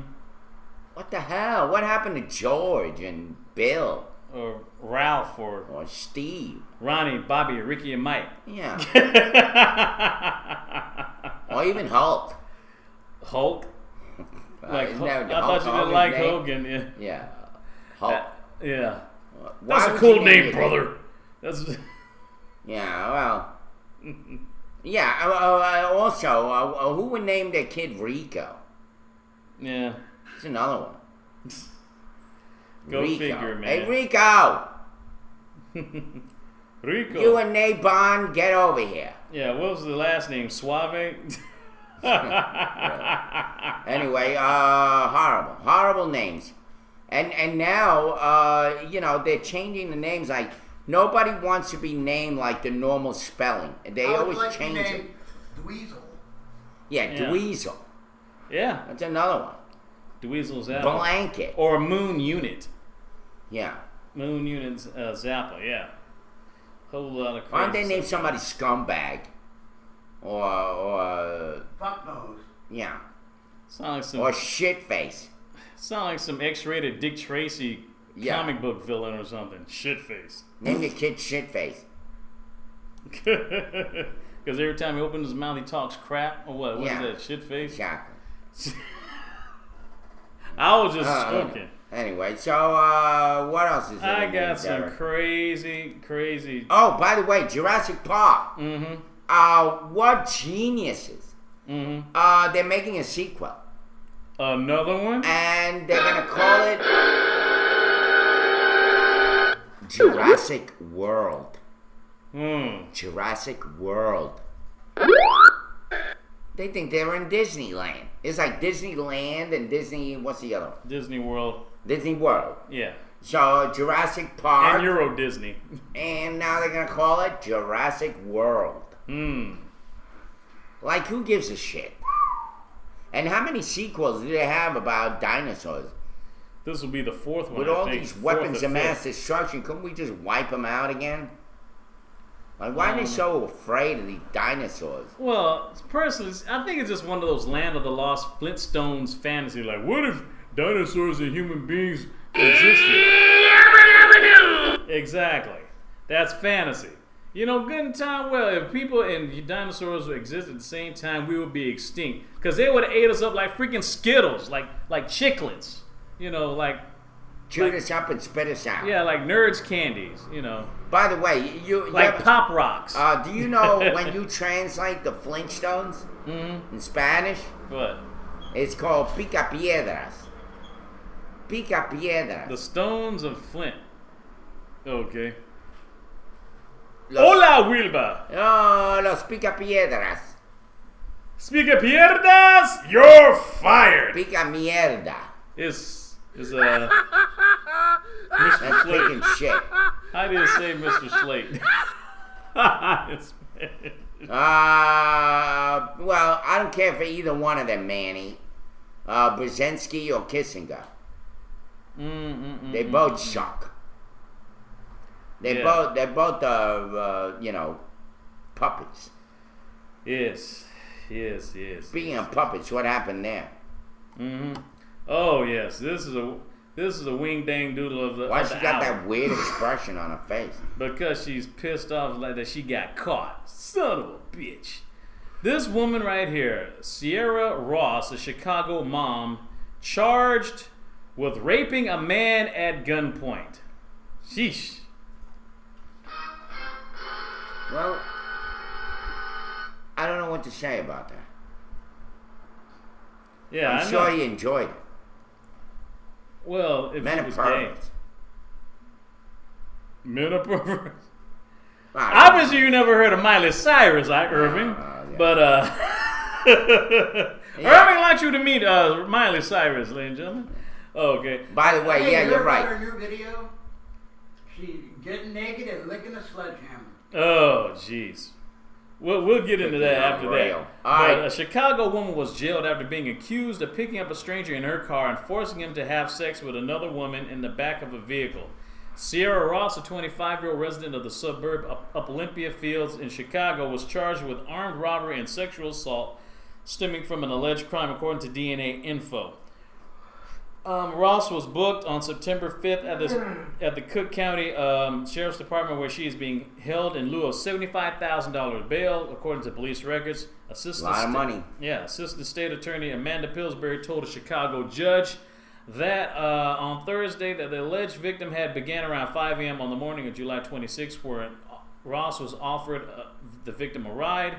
After he got into the car, however, Ross pulled a gun and demanded he get into the backseat of the car and have sex with her friend, Pillsbury said, according to the site. The man eventually escaped and wearing only his shirt, flagged down by a nearby cab, according to the Chicago Sun-Times. The cab driver allowed the victim to email himself a picture of his alleged attacker's license plate.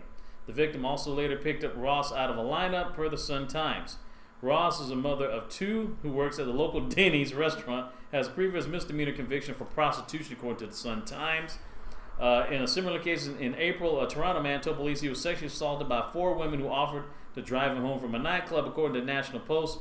Female on male rape is, quote-unquote, presumed to be greatly underreported, writes Salon. National Studies reports anywhere between 1.4, damn, that's small, 1.4 and 3% of men say they have been raped at some point, according to the New York Times. Another 1 in 21 men had been forced to penetrate an acquaintance or partner, usually a woman, who had been a victim of an attempt to force penetration or had been made to receive oral sex, according to the Times. Well, all I can say is, you ever have a dream where you're like walking around like a school or something with a t-shirt on and no pants? This guy's living out his dream. I don't know if it was a dream. People always say, well, you can't rape the willing. Yeah, but what if the shit was ugly as hell? What if she look like Honey Boo Boo's mama? I'd be pressing charges like a son bitch. I'm sorry. They'd be suing for what? Emotional distress? Yeah, possibly. And plus, in order to enter a woman, you have to be erect and stimulated. You know? Yes, Mr. Mike, I am Irv the perv. Yeah, what can I say? Anyway, do that little quote thing again, DB. What quote thing? What? Fishing in a seafood platter? Master Meatball said that's my idea for the day. I was to open a restaurant and name it Panties. Now, when you go out to eat, you really go eat out. That's a long joke. Maybe you can shorten it by a couple of sentences. I guess you got to say it fast enough. But anyway. Uglier than a butt, really. No, don't think so. Okay. Oh, man. Master Meatball says it was longer. Oh, okay. I'm glad you edited the shit out of that. Yeah, but you got to be really desperate that you have to get hold a gun by gunpoint that you can't get it. You got to be really butt ugly to get your girlfriend, get one of your friends to hold a guy by gunpoint and tell him, hey, screw my friend now. Well, either that or the guy was a good-looking guy and they wanted to rape him. That happens. Jeez. I just hope he gave her satisfaction. Yeah, yeah. That was kind of cruel, though. They threw him out of the car without pants on. No, he ran the hell out. He did. They took his pants, obviously. I don't know how you force a guy to rape somebody. I really don't. I mean, they're just built differently. You have to get a hard on in order to well, bang exactly. somebody. So how can you get? Unless you're gonna be slapping it with a rubber mallet. No, haven't you got the video? You got the video, Ed? The sledgehammer? Yeah. All right. We got the Miley Cyrus video. Miley is yes. It said it broke records in the YouTube channel Vivo. Said something like billions. It's in the billions. Yeah, roll that nasty ass footage. Of course, I like that idea. It goes. She made a crazy video, I guess, to outshock everyone who thought her twerking video was crazy before she did the VMAs. She did this one where now she's sucking sledgehammer. And she's like butt naked on a wrecking ball. I guess that symbolizes her career is about to get destroyed or something like that. Like whee! Like, and in other news, Lady Gaga is nowhere to be found. She's like, damn, I'm dressing up as a nun because these chicks are going crazy. Yeah, Lady Gaga is Lady Gagger. She is one of the ugliest women.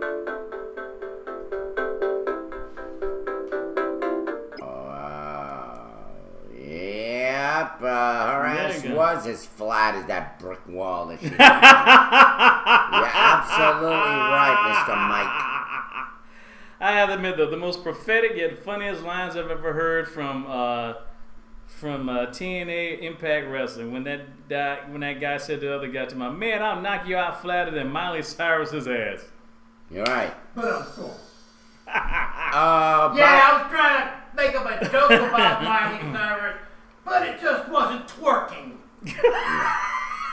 Let me just say that was a horrible video. Mm-hmm. There was nothing. Bean. It's like a you're on a wrecking roll, ball. Bean. You're on a roll. Yeah, teach Anthony to have that type of comic timing. Tonight, if Bieber had tits, they would be twins. Unbelievable. This is what the people demand now. This is the kind of entertainment And she's standing there like looking like she's crying, so insincere. Because It's I all got dissed, yeah. fake out. Oh, what are you crying about, you stupid ass? You're sitting on a wrecking ball, smashing walls. I guess down. which is kind of basically talking about her Sucking career. on a hammer. What the hell? What does this have to do with anything? Maybe She's she's sitting talking on a wrecking ball, naked, sucking on a hammer, running the hammer across the wall and smashing walls down. Yeah. While she withers in her little panties. I got a theory for this, Irving. I got a theory. It's like this. She's sucking on a hammer because what is another name for a hammer? Because a hammer is a phallic symbol, is it not? I guess. Yeah, just like Lewinsky and a cigar. Yeah, she's sucking. So what's the ball for? The wrecking ball? I guess that's the other one. She's swinging. Yeah, she's swinging on that giant scrotum that they removed from that guy, right? Yes. Well, basically scrotum. talking about how she was. I guess that's how she was treated during those Disney years and stuff. You know, because she's swinging on that big wrecking ball, and it's basically pretty much maybe it symbolizes basically what her career is going to be if she keeps doing this freaky stuff. Well, Alan Macon is right. He says the fact that we can and other people are talking about Miley is what's wanted by her. Yeah. Hey, what is the bad publicity is publicity? Doesn't matter. Mm-hmm. You know, and Lady Gaga, or Lady Goo Goo or Lady Gaga, whatever. Gaga. She's pissed off. She's got it now. She got to wear like regular clothes now because Miley Cyrus like out holding Madonna's like, hey, what you looking at me for? Hey, You know what? Cher looks better than her. Well, hold up now. Yeah, Cher's got a nicer ass. I mean, that she's a Okay, yeah, the 7-year-old ass, woman, but but, she I'm got just a saying. better ass than she does. Okay. You could still see her, and Yeah, I just don't want to see. better legs. I just don't want to see her in the freaking nude. Nobody want to see no wrinkled. I mean, She looks like a female Justin Bieber. well, Ed is duh. absolutely right on that. Yes, but I don't want to. That don't mean I want to see it. I don't want to see Justin Bieber. Yeah, I don't want to see any of it. I don't want to. Why don't they just go away? Why don't they just get some people who can actually sing? That's why I've been saying that. I mean, you can say what you want about Lady Gaga, but at least a woman can actually sing and can write some songs, and now she can play a musical instrument. What kind of musical instrument can Miley can play? Her own instrument. Skin flute. Yeah. Skin Her flute. own instrument. And by the way, Lady Gaga. Did I tell you how ugly she is? How ugly is? She's so ugly. She makes the Wicked Witch of the West look like the Wicked Witch of the North. The Good Witch. The Good Witch. Yeah. Yeah. I think she was from the North, right? Witch! What a horrible, horrible looking woman she is. And she came, you remember when she dressed up as a man? Who? Lady Gaga. She came out dressed like a man. You remember? She did some hit all over the place. Yeah. Oh man, you forgot about the Roots. Bam! You just That's mad one rap because it group. ain't your daughter getting nude on TV. Yeah, you're right. Oh, look who's with us. Miley Cyrus. We have Miley Cyrus on. Nice to have you, Miley. Rocco. Rocco, exactly. That's Rocco. Rocco thinks he can swing on a ball, try to wreck it. Thank you, Rudy. Thank you, Rudy. Well, at least rappers write their own lyrics. That's true. Yes. They do. And they don't. Yeah, and they they hired female dancers to twerk, not twerk the damn selves. Right. Yeah. I mean, she could afford having somebody else twerk for her. Mm-hmm. Look at that. I mean, if that does not look like Separated frickin' from birth. frack, look at how I can't believe it. Plot She thickens. looks more like a guy than he does. Yeah, that's scary. He looks more feminine than she does. She's got a square jaw compared to that roundhead beatnik guy. Beat. Bieber. And she Beatnik. got a tongue sticking out like she's Bill the Cat from Bloom County. Horrible. goodness. They're like Siamese twins. They were separated from the hip. That's right. There you go. Goodness gracious. Fuck all of you. Goodness. Horrible. You're right. Zappa. Enough of this balls. Let's talk about some other balls, like sports. All right, here we go. We go from absolutely wretched people to more wretched people playing. Well, actually, sports. well, at least they're wretched for a purpose. There you They go. get paid Rudy's already hitting the Z They button. already take a five. Sports Take a and Red such Bull, snooze. man. Take a Red Bull. Take a Red Bull. Yeah. All right, here we go. Anyway, Let's get the show. I got some stuff right here. Some NASCAR news. This is some scandals that's going out. That NASCAR penalized Michael Waltrip Racing for Richmond actions, and Ryan Newman is now in the chase, and Martin Truex are out. Says NASCAR has moved Ryan Newman into the chase for the Sprint Cup and Martin Truex Jr. out after investigating the final laps of Saturday night's race at Richmond, Virginia. Says that Truex and teammates Clint Bauer and Brian Vickers received 50-point penalties. The penalties are as follows. Says that MWR was found to have violated Section 12-4 actions detrimental to stock car racing. As a result, MWR's 3 teams in the NASCAR Sprint Cup Series, number 15, 55, and 56, have been penalized with a loss of 50 championship driver and 50 championship owner points, respectively. These point penalties are assessed following the season's 26th regular season race and not after the seed for the chase of the NASCAR Sprint Cup. Therefore, the point total of the number 56 car driven by Martin Truex Jr. is reduced to 691, putting him in 17th position and eliminating him from the second wild card berth for the chase field. Newman, the driver of the number 39 car, is now moves up the chase as the second wild card participant. It says during the final laps at Richmond, Boyer spun and caused a late caution while Ryan Newman was leading. If Newman had won, he would have gotten a wild card seat over Boyer's teammate Martin Truex Jr. After pitting, Newman re-entered the track in the 5th during the caution and finished 3rd, and Truex got the second wild card tiebreaker with Newman. And that's what we have with NASCAR.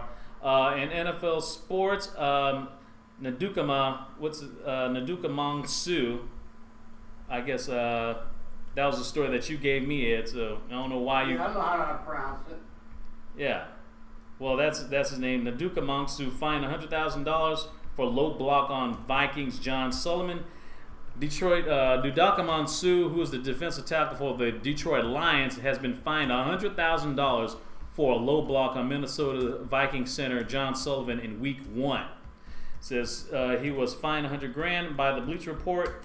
Fox Sports' Jay Glazer initially reported that the NFL was considering the hefty $100,000 fine. Sources tell me that the NFL is considering a whopping fine for Lion Suh for this hit this weekend.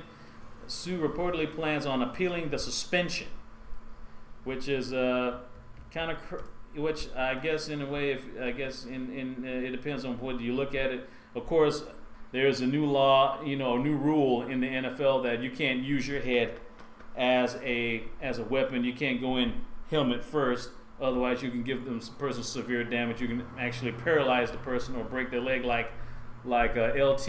Or crack your head open like a walnut. You could all hurt yourself as well as hurting them.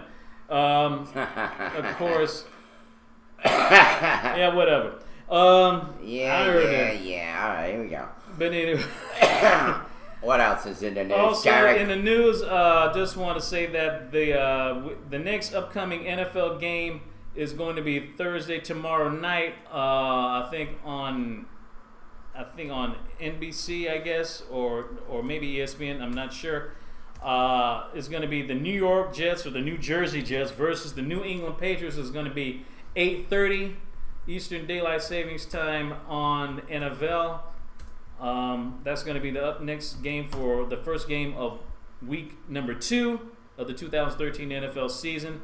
And also in other news, we also have news, I guess, about boxing legend Oscar De La Hoya, who has admitted himself to a treatment facility or rehab as he continues to fight substance abuse. Just days ahead of the big fight his company is promoting between Floyd Mayweather Jr. and Canelo Alvarez.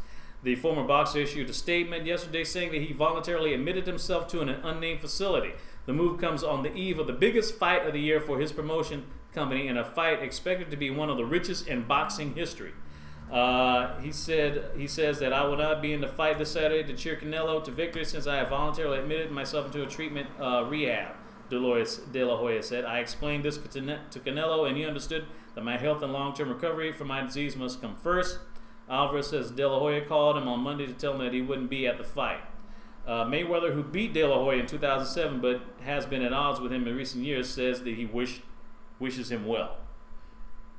And Mayweather said hopefully he can get better and pull through like a true champion. And De La Hoya first admitted 2 years ago that he was an alcoholic and drug user and had been in treatment, which he told the LA Times last month. But sometimes he attends Alcoholics Anonymous meetings 6 days a week, but had slipped at times during his treatment. And he is a partner with Golden Boy Promotions, who promotes Alvarez and is promoting the fight against Mayweather. He appeared several times on Showtime's All Access show, cheering on Alvarez in what is expected to be one of the richest fights in boxing history. And there you have, and of course, you know, he was an Olympic gold medalist in 1992 in Barcelona and retired in December 2008 after being stopped by Manny Pacquiao in his last fight. So there you have it, and that's all for sports for today. Wow. That was done in less than 5 minutes, folks. Yes. Not too bad. Not bad. See? Y'all be patient. I can be finished with this. There you go. Everybody's applauding. Yay. Yeah. Anyway, speaking of yay, we're about to go on break in like 7 minutes. Yeah. What do we have that is not sports related, Derek? That is not sports related. Jeez. Good morning, Saibuki. Y'all are some sports haters. Yeah. Whatever, Saibuki. Yeah. You're right, Rudy. You have to grow up with money in order to manage it. Mm-hmm. You know, the problem that I had with money since I was a kid was I always saw my parents struggle for it. Mm-hmm. So I never got the sense of enjoyment with it. Yeah. And now I'm almost reckless with it. It doesn't, I have it and go.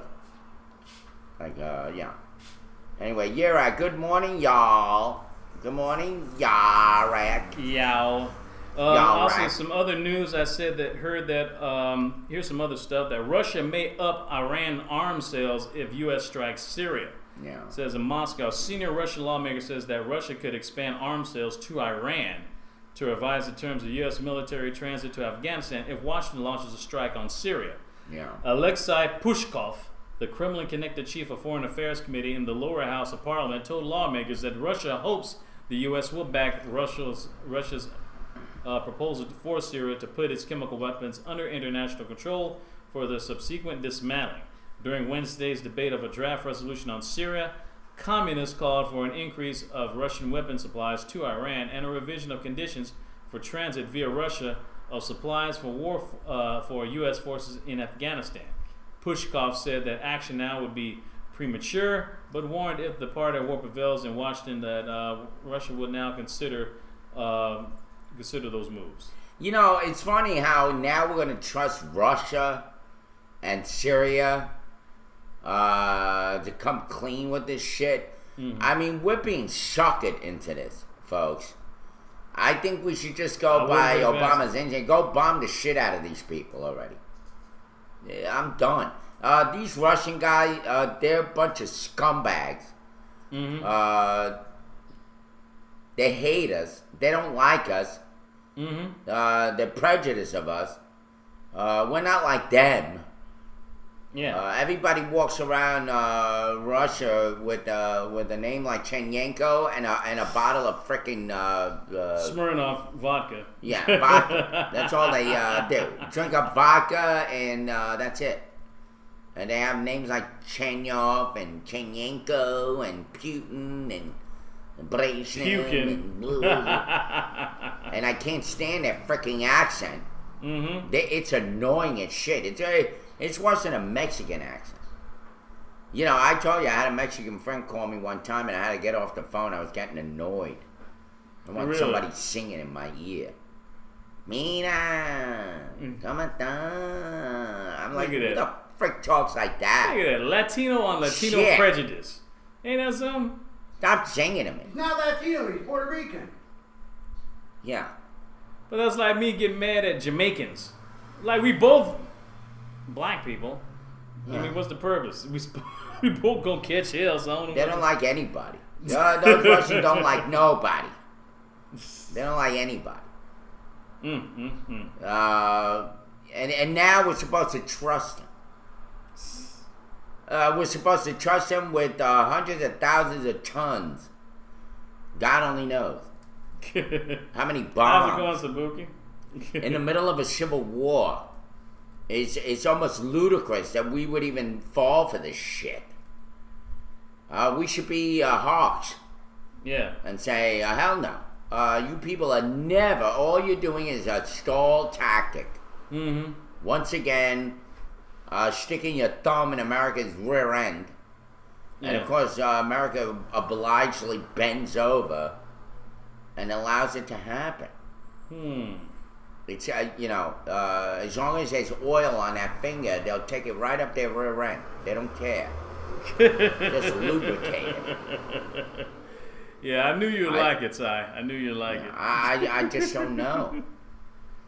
Obama comes out yesterday looking like Groucho Marx. I don't know what's up with his eyebrows. I never saw his eyebrows so damn thick. What's going on? Well, you seen Brezhnev's. It look like it's What so, happened? It looks like it's so thick that it goes hibernating during the winter. Like, yeah, at one time they like to kill anybody. Yeah, you're right. I just don't know. I've never seen a speech like that before. Yeah, I never saw one either. It's kind of like semi. Why did he come out? I mean, why? This reminds me of what happened with Randall Savage the other day. They had him on television, right? And he's standing at the election. And first, he didn't even know he was on camera. He's like, "Am I on yet? Am I on right now? Oh, And then he says, I ain't got much to report over here. He didn't have anything. Why did they show him that? I have no idea. It's the same thing with Obama. Why did he come out and tell us, we're still thinking about it? Like, you just wasted what could have been a good speech to rally the country and put him off again. Saying, we're thinking about it. I mean, come on, man. I know, man. I know. Yeah. Do you know? Do you know? I do know one thing, though, that it will be...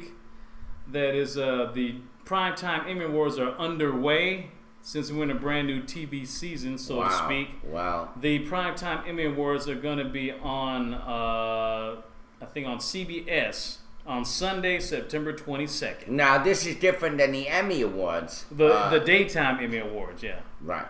Yeah, the Daytime Emmy Awards, the Primetime Emmy Awards, and then the Emmy Awards. Well, they both Emmy Awards. Do they have an infomercial award? No. It's kind of like the Summer Olympics and the Winter Olympics. I mean, they're both Olympic medals, but you have the Daytime Emmy Awards just for like the soaps and stuff that's come on daytime TV, The View, The Talk, the Walk, The Chew, The Crunch, whatever. Yeah. All those talk shows, and then you have the Primetime Emmy Awards where you have like Survivor and Law and Order and all the shows that are that are not horrible, winning awards for no freaking reason other than just. I think there's some kind of like a secret wave or something that's going through television where it's got people like hypnotized to make them think it's a good show when it's a piece of crap. Yeah. Like Honey Boo Boo. I mean, it goes to show you, folks. When we got videos like Miley Cyrus on a wrecking ball, naked, busting a wall, and licking a hammer, and looking like Justin Bieber. There's some kind of an invasion. And I really love Slim Whitman. Can you play a little bit of Slim Whitman? Oh, man. I mean, I just want to feel happy right now. Life.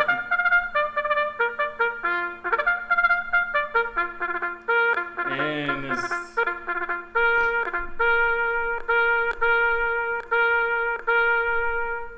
Not like a doorbell. door. We know you're in there. Well, it's going on 10:02. How about that? 2 hours done and one That more to is go. hard. Just want to say before we go on break, just want to say hello to Mark Brees, who's on here right now as M Luck 0408. Who? Thank you for coming by. Mark Brees? Yes. Oh, yeah. Hey, Mark. Don't make too much noise. Don't talk too loud. Yes. All right. Well, we're going on break. It is 10:02. Mm-hmm. We're going to be back with more whatever. With more of the morning roast live More from the of Nut the- House. Yeah. We'll be back. Stick around. Two women are sharing new details about what happened to them during a police search in Brazoria County. A DPS trooper pulled the...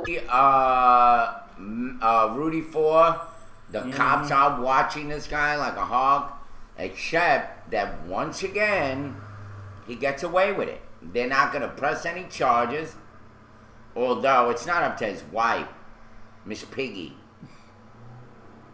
She's the human version of Miss Piggy. Yeah, even the ATT got it right. It was a fake 911 'cause she's a call. freaking liar. All bullshit. It was all bullshit. He didn't do anything.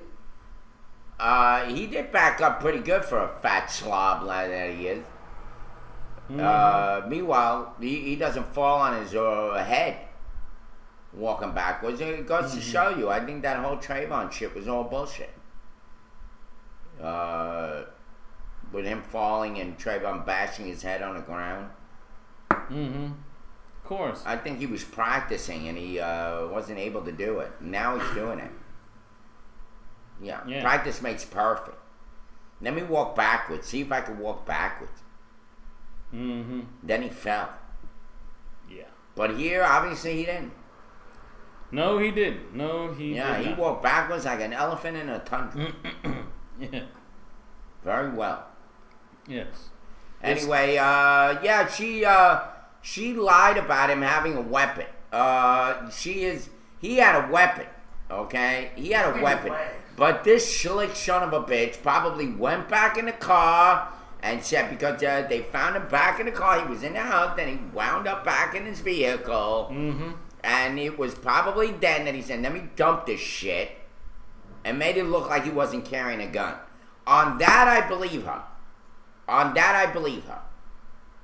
Even though she's a perjurer, or whatever they call it. Yeah. A liar. Yeah. But, it's all about the money. Oh, yes. She lied about the money. No doubt about it. And again, she lied about his threatening his wife and father-in-law and assaulting the father-in-law. And he had a gun, like Bean said. And he had a gun. He had a gun, but he let her dial 911. Again, no. I think that when he went to the car to go cool off or whatever the hell he was doing, he was there not to just cool off, but to unload his gun, leave it on the side because he knew that something was going to give. And he didn't want it on him because he would have been charged. Mm-hmm. With possession, yeah. Or for possession or something. What a complicated shit.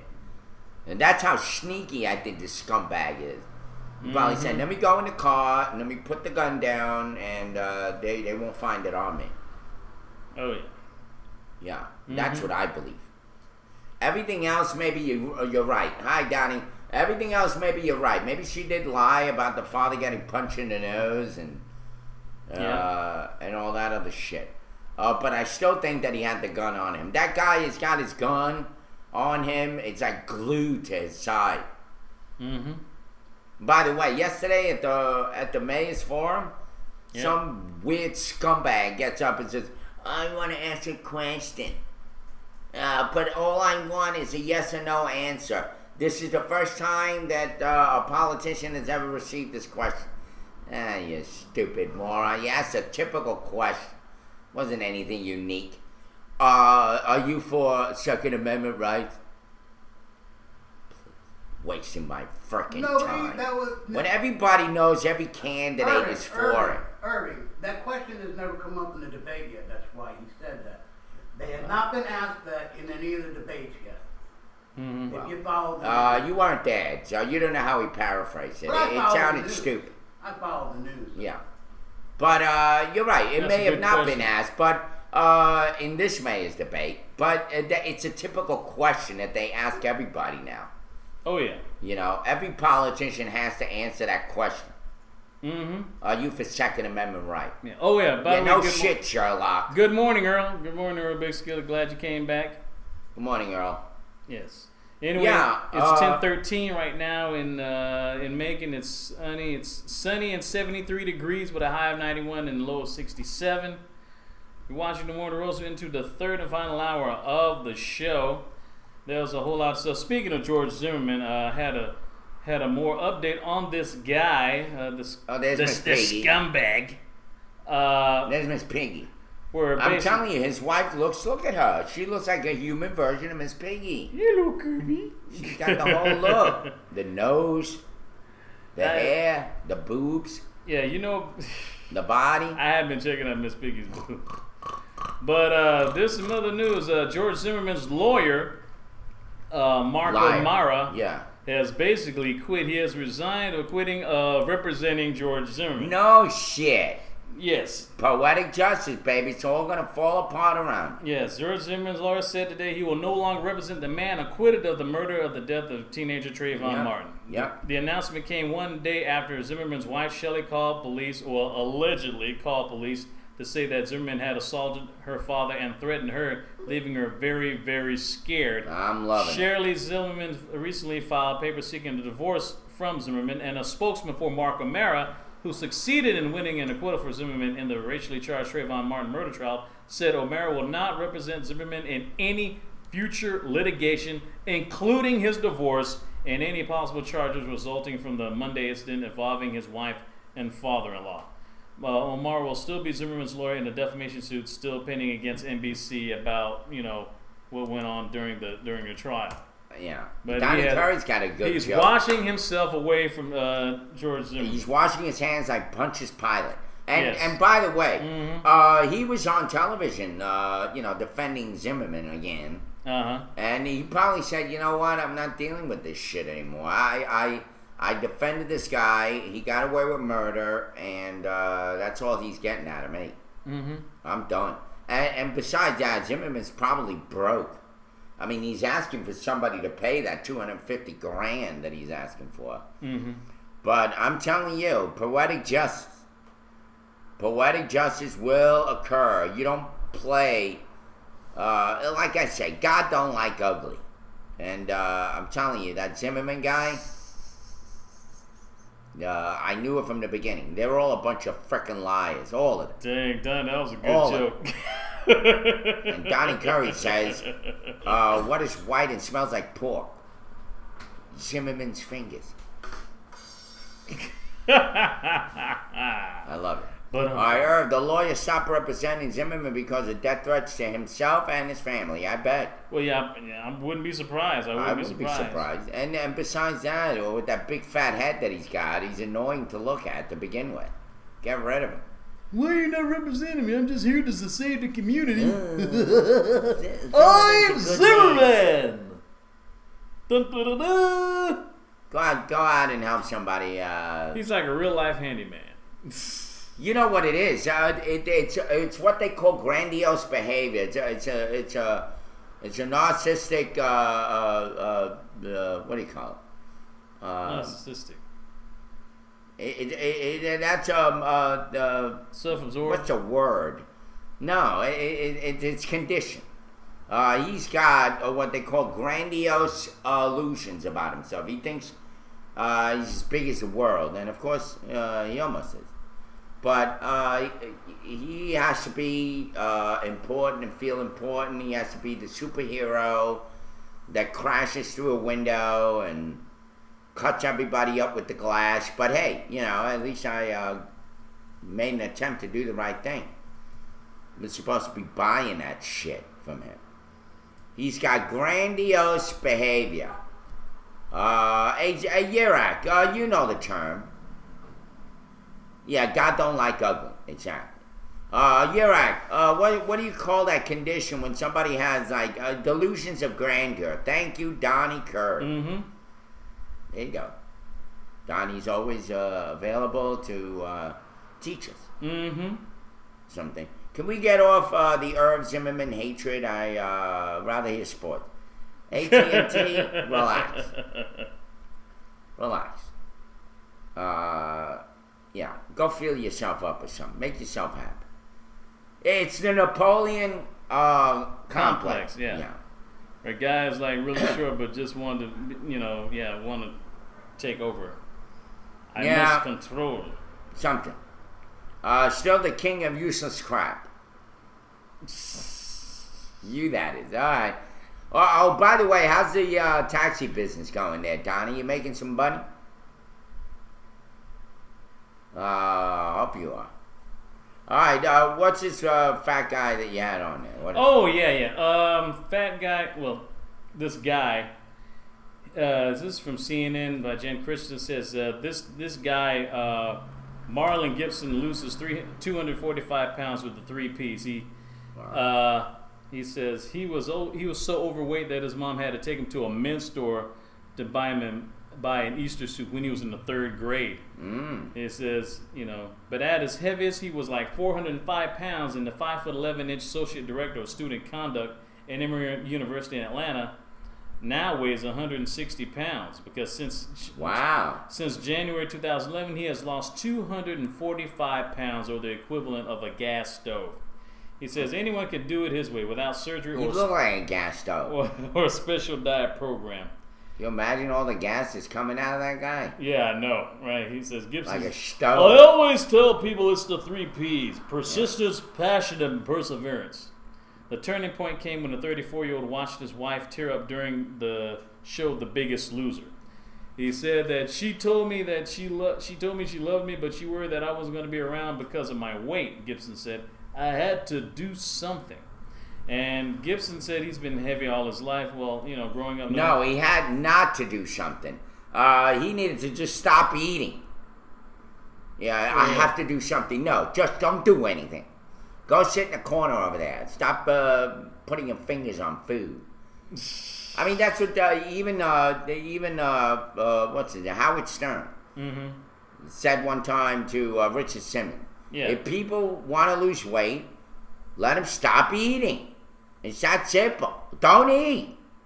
What is this? How liquid? Whatever. Drink a lot of water and a lot of liquid shit. Orange juice and all these good. Well, probably not. Well, not too much. Nutrient shake. Yeah. Just don't eat. Coffee guy is drinking yoga mint tea today. I heard is that new tea that's supposed to be help you lose weight? Coffee guy, because I've been hearing about it on the radio. Yeah, Lady B, you may be right. There are some people. I know some people. Yeah. But it's like a unicorn in a room. It happens, but it may happen, but who knows? Yeah. But you never know. A lot of them are born with that condition, where they're big boned and Yeah. He said, basically tried to be the class clown when he was a funny, chubby guy, and he says he is lucky that people never made fun of him and stuff. He says that people always been nice, at least try to be.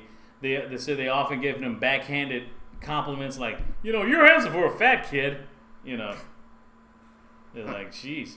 He met his wife at a fraternity function in 2004 where they met at graduate school at the time. When they were graduate school, and they married 2 years later in 2006. Wow. So I guess he doesn't, she didn't want him to kick the bucket. Well, yeah. She got off that waterbed. Yeah. And what else are you gonna do? By the way, coffee guy, welcome. Good to have you. Said he hadn't had cake since 2010. Well, you're a stronger man than I am, man. I'm telling you. I don't know. Even I have succumb to I have a weakness for a red velvet cake. I'm just thinking about all that skin they gotta cut off. Well, yeah, I know. I mean, 245 pounds he lost in just skin. Like, what do they do with all that? How do they do it? I don't know. I mean, I'm just wondering the incision. What's it look like? I hate to figure How out. do they cut all that skin off and make it look normal? Yeah, that is true. I guess they had to I don't know. It was like a tummy tuck or something. Yeah. They got to cut all Maybe that. get some guy that does drywall. Knows how to Drywall. Sheesh. So he got to be bonded too. Yeah. Yes, I do. I do tummy tucks and electric work and plumbing. Anyway, give me a call. Lots of duct tape. Exactly. That's what he needs. Oh, jeez. I love it. That's great, ATT. You see, your sense of humor's back. All right. Anyway, speaking of work, TC, all have a good day. Bye, Manny. See you later. Thank you for being here. And always good to have. See you later, Manny. Anyway, a coffee guy's here. Hey, coffee guy, I had a great time with your brother. He did a great job yesterday. Yes. Should have seen your brother. He was funny. He was not only funny, he was smart. Yes. He really looked important yesterday, even though we know the truth. Yes. But he looked important. Yeah. He really did well. I was very surprised how well he did, and not really that surprised, because he was looking forward to it. He was so happy that he was going. He just felt great, and he did great. He actually made everybody else look like old men. Which some they were old men. Except for David Kuzno. Yes. David Kuzno is, well, he's an old man too. He's in his 50s. Actually, Anthony is the baby of the bunch. Mm-hmm.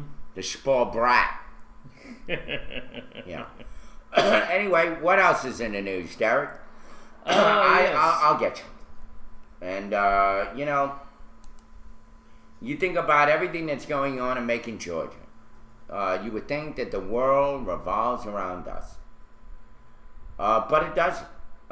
We are nothing but a pinprick in the scheme of things. Mm-hmm. Either we're a pin or we're a prick.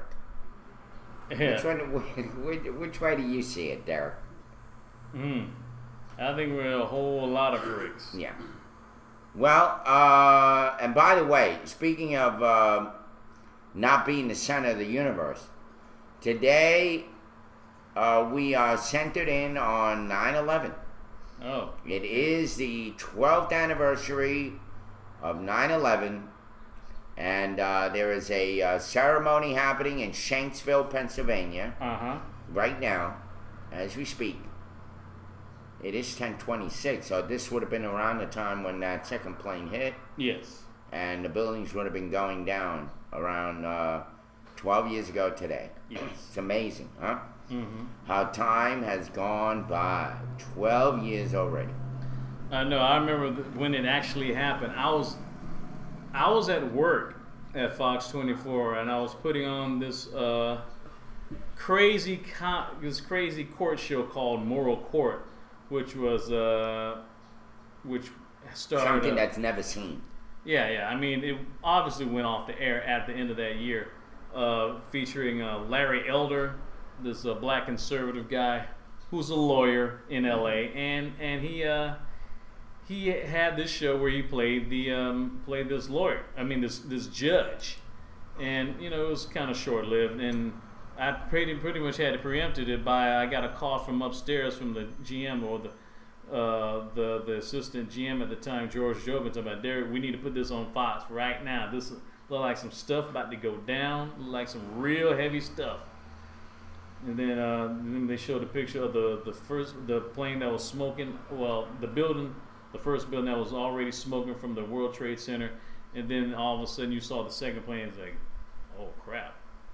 Like some real stuff. Well, as horrible as that day was, it really was a terrible day. I mean, I went home. My jowls on the side of my face was swollen because I didn't realize that I was under so much tension that I was clenching my teeth all day. I wasn't saying much to anybody, but afterwards, everything was sore from all that tension. But soon thereafterwards, of course, we had kind of a patriotic resurgence where we had everybody was wearing, eating, sleeping, shit in the American flag. Remember that? Mm-hmm. It was quite we some had time. a local. Yeah. Yeah, I remember that too. we got a local that died. Oh yes. Yeah, so it was quite a time. And for a while there, it was all about love. This is Donnie Curry. Hey, hello. Hey, what's going on? This is Donnie. Yeah, I figured. Go ahead, Donnie. Did you see what I asked you guys? What's your perspective of what happened with the Million Man March? That they're doing the Muslim Million Man March and they refuse. Yeah, that's your Louis Farrakhan. About that, but they still are going anyway, Donnie. They're still gonna go. Those guys are rebels. Another group invited them. Mm-hmm. Yeah. Hey guys, the show ended. Okay. Oops. All right. Let me refresh it and see that'll work. There you go. Okay. No, we're fine. I wasn't here when you guys talked about it. I didn't know if you guys had mentioned about that or not. Okay, well, yeah, well, I don't want to give too much publicity to Louis Farrakhan's march on Washington, whatever he's doing it for. Why don't he just be a nice guy and provide jobs to all those people? See what that's like. I guess Give my them jobs. biggest beef of it is that the people who gave the permit gave it to them but refused the bikers that wanted to do a ride for the fallen. And that speaks many. What was the point of them showing up, though? That was okay. What was the point? Were they showing up to start trouble and protest? Do you understand what it means for the riding of the fallen? Yeah. Every single one of those riders are ex-vets, and they wanted to. Are they ride Hell's the Angels? one that died? Huh? Are they Hell's Angels? No. I'm sure that some of them are. Well, I'm sure some of them are, but Yeah, they were exactly. all veterans, and they were refused to do that bike ride through the same path that the Million Man March, but instead they gave it to the Muslims, and I thought that was horseshit. Personally, and I just wanted to know what you guys thought about it. It gives him an opportunity. It gives him an opportunity to get a little bit of publicity that they're not doing this, and the bikers, and now next year they'll get a lot more riders and bikers. It's all bullcrap. It's all part of the game. Yeah. Like Miley Cyrus, looking important, and meanwhile she's meaningless. You know? You guys didn't like Wrecking Ball? Are you kidding me? Donnie, you sound good, buddy. Mm-hmm. I'm glad that things are working out for you. Being a cab driver, I'm sure you have plenty of conversations, and you got better tips for it, right? I get to talk all I want, and not don't you love it? You're having an orgasm in the car. And by the way, do you get better tips for it? Huh? Do you think you get a better tip because you're a good conversationalist? Absolutely, because the derelicts that they have working But of for that course. company, all they are zombies. They don't. A lot of the customers, that's what they tell me. They said that all they ever get are these zombie guys that stare straight into the windshield and say, "Where do you want to go?" Yeah. And they don't say another word the entire ride. I mean, I get them laughing. I tell them all these new jokes that I learned. You know. Yeah. Matter of fact, I got to tell you this one. What's the difference between Jack Daniels and John Wayne? What is it? Jack Daniels is still killing Indians. Oh, jeez. Stick to your day job, Danny. Donnie. Oh, by the way, Coffee Guy says when I'm in Reno, I always ask for a DC cabbie. That's right. Do you know them? And when's the next time you come into Reno there, Coffee Guy? Oh. What do they call them there? Oh, the Reno Sparks Cab. Reno. What? Reno what? Reno Sparks Cab. Cab. Reno Spark Cab. Yeah. Well, go out and make some tips and send us some money. Do something. All right, guys. Bye, Donnie. Thanks, buddy. Bye. See ya. Take care. Alright, there we go. Donnie Curry. Infamous Donnie Curry flying in from Reno, Nevada. I'm glad he's doing good money in cab service. I'm sure that's a great job. I love driving. Yeah.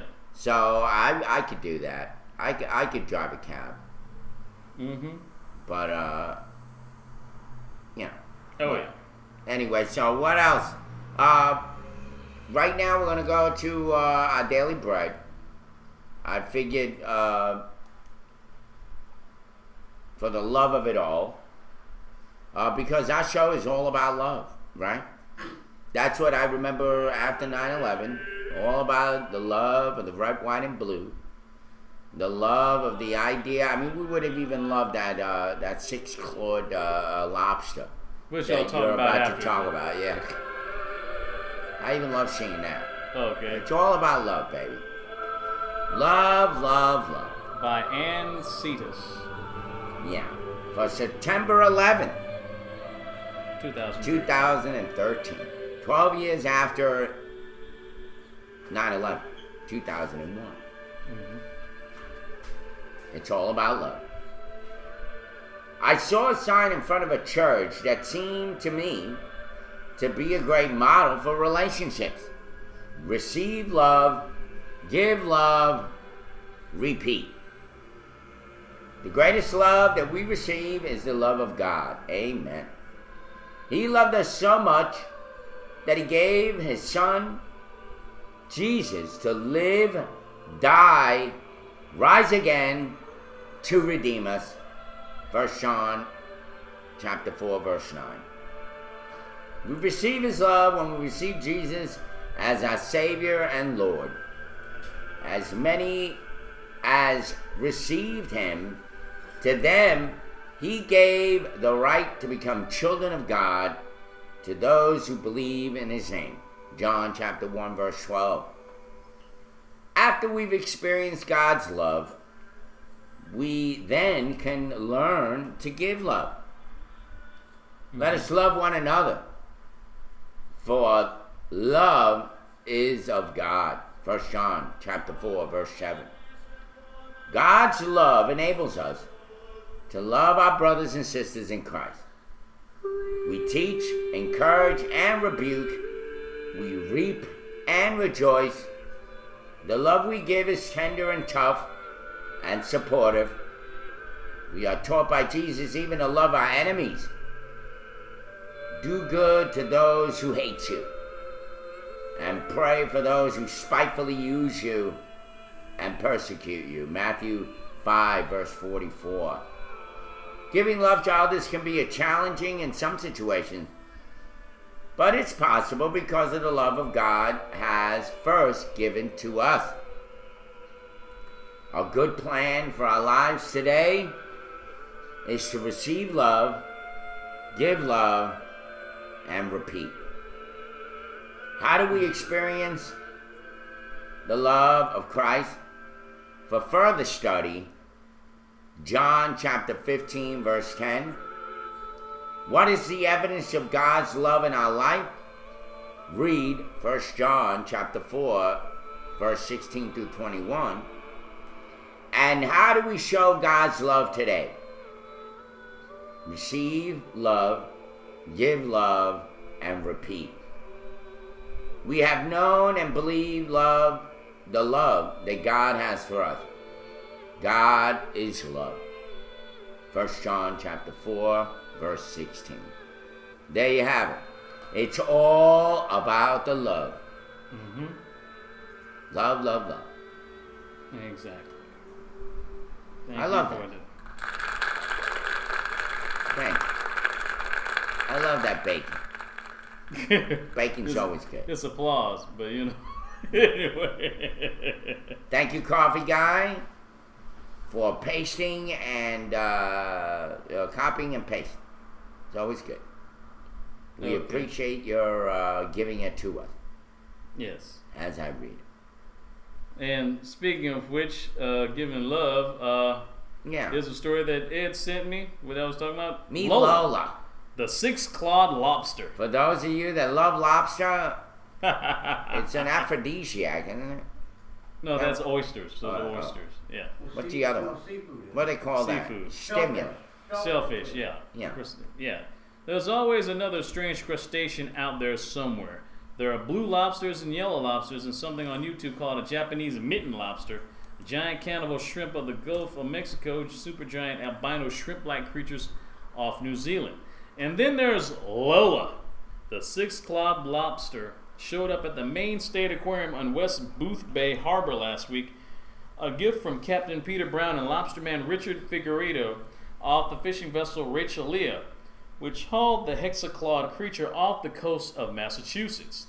Weighing in about 4 pounds, Lola has a normal claw on the right side, but on the left she has 5 smaller claws, arranged sort of like 5. That's creepy looking. 5 fingers of human got hand. raped by a crab. Yeah, that's creepy looking. I'm sorry. Ew. I don't know how you're She gonna eat that got shit. raped by a crab. Well, what is Really? that? What Or are her those- mama got raped by a Yeah, crab. what are That's those what- white specks on it? Is that what is that? Barnacles. The barnacles. Yeah, probably Bill. barnacles, yeah. Barnacle Bill the Sailor. And according Who to remembers that song?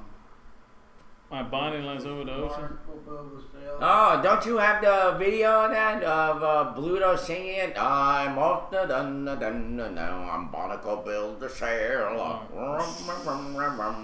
That Barnacle Bill the I'm Sailor. talking about. Oh, okay.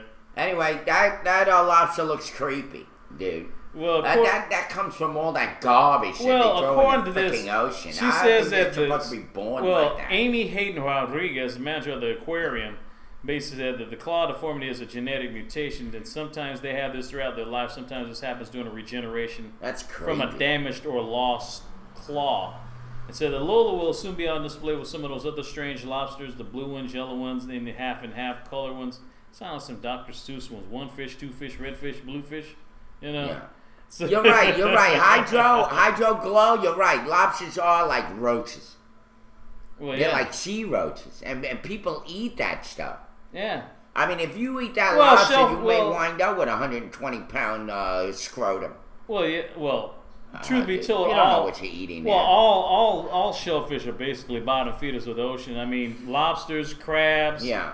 It's Fukushima lobster. Oysters, shrimp. I mean, my goodness. You know what? I don't like to eat food that you have to work in order to eat it.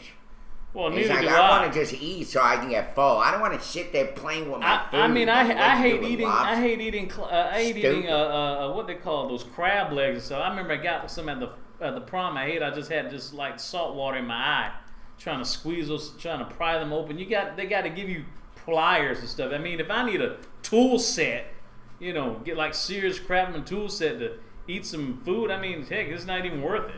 You use a fork and a knife? Well, yeah, but I don't. Yeah, those tools. But I don't need to go to Craftsman, Sears Craftsman to open that bad boy. ATT says he'll eat your share. I don't need no freaking John. I don't need no John I Deere don't like a seafood. chainsaw to eat no freaking. I don't like too much steak. seafood. I like Yeah. tuna fish. I like taplia, whatever they call that. Tilapia. Yeah. Tilapia, whatever. Yeah. I like that.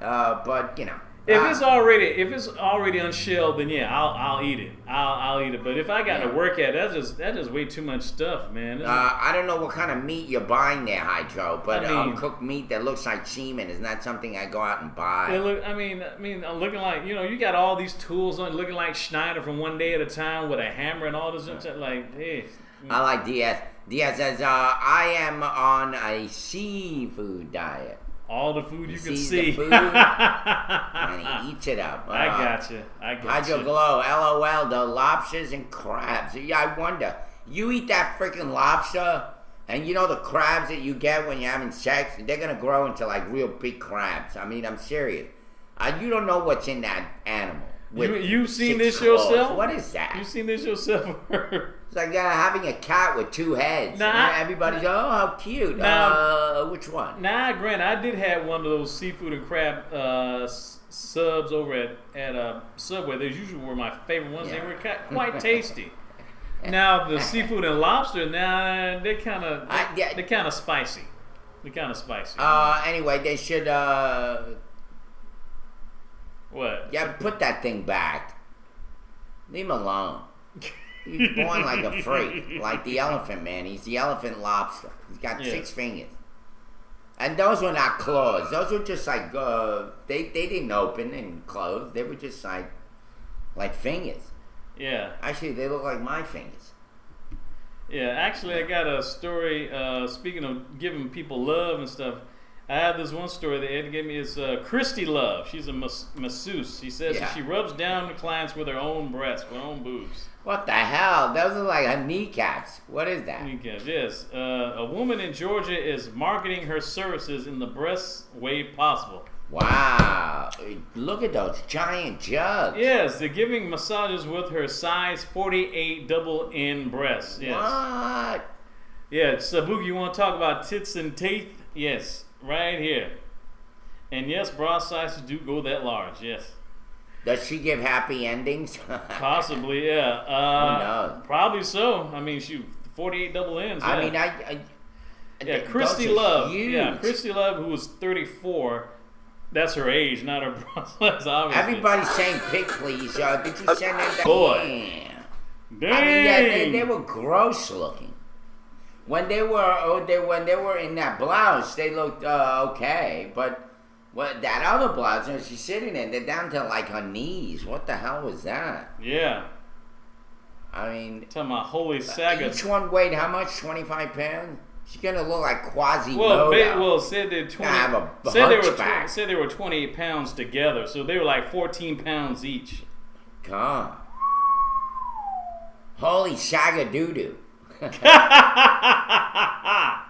Dagadoo. Holy shagadoo. Yabba dabba doo. Anyway, you need to get out more. 50-pound titties are too big. They were not. She was pretty. She wasn't a bad looking girl. Yeah. But you need to get out more. Damn, that's too much. I thought they were like 28 pounds together. It wasn't 50, but they were like 4. They said 4. Well, either still, that is still a lot. But I think they make like fleshy noise when they move around. Yeah, when they like clap. Yeah, they make the boobs clap like Caramel Kid made her butt clap when she was twerking. That. You know. Yeah. Twerking at the grocery. Yeah. Twerking at the tits of mass destruction. Yeah. Absolutely. I bet she gets a black eye when she's jogging. Shoot, she probably not black eye. She was fairly attractive. She probably get concussions. Shoot, forget you. By the way, that other video that we saw with the woman getting felt up or something, she was sitting in the back of the car. I thought she looked like she was enjoying that. Yeah. Well, I don't know if she enjoyed it. I don't know. She was smiling. I'm like, what is this? And she's being assaulted and she's smiling like that? Wasn't she smiling? Folks, was it me or what? Was she not smiling in that car while she was getting so-called whatever, molested? Felt up? Yeah. Yeah. Oh, it was me. Oh, okay. She was high? Yeah, I bet she was. Possibly. She was flying high. Multiple orgasms. Mm-hmm. That's a high feeling, isn't it? Oh, Ladies. yeah. She liked it. You see, Bean, I'm telling you, I agree. I think she did. Irv, I bet that woman is making money hand over fist. Yeah, you're not kidding. Hand and fist. Yes. Hand and fist and foot. Remember yesterday, or day before yesterday, we were talking about the court in India convicted the 4 men in the fatal gang rape case. Yes. Yes, and you know they're going to be facing. They may face the death penalty. It says that as word of the victim, basically a brutal. It was yesterday. Excuse me. We were talking about it yesterday. The deadly gang rape of a young woman moving New Delhi bus, which was a crime to galvanize public anger all over the country. Yes. They have wildly tolerated sexual violence that faced by Indian women, and as word as the verdict came out that they were guilty, protesters outside the courthouse chanted, "Hang them! Hang them!" And the men were convicted of all 11 counts against them, including rape and murder, and now they may face the possibility of death. death by hanging. Wow. The sentence is expected to be handed down. They're really going. Yeah. Well, you know. The sentence is expected to be handed down today, Wednesday. So by the end of this program, they're gonna probably be dead by the time the show is through. No. So Yeah. the 4 men who were found guilty of gang raping and killing An Indian? Indian How many? Indian- There's 4 guys? There was 4 of them. Yeah. That's 4 less those people that call you up in the middle of the day and annoy the shit out of you. There's 4 less scumbags.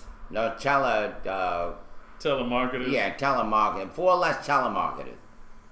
Hello, would you like to buy some insurance?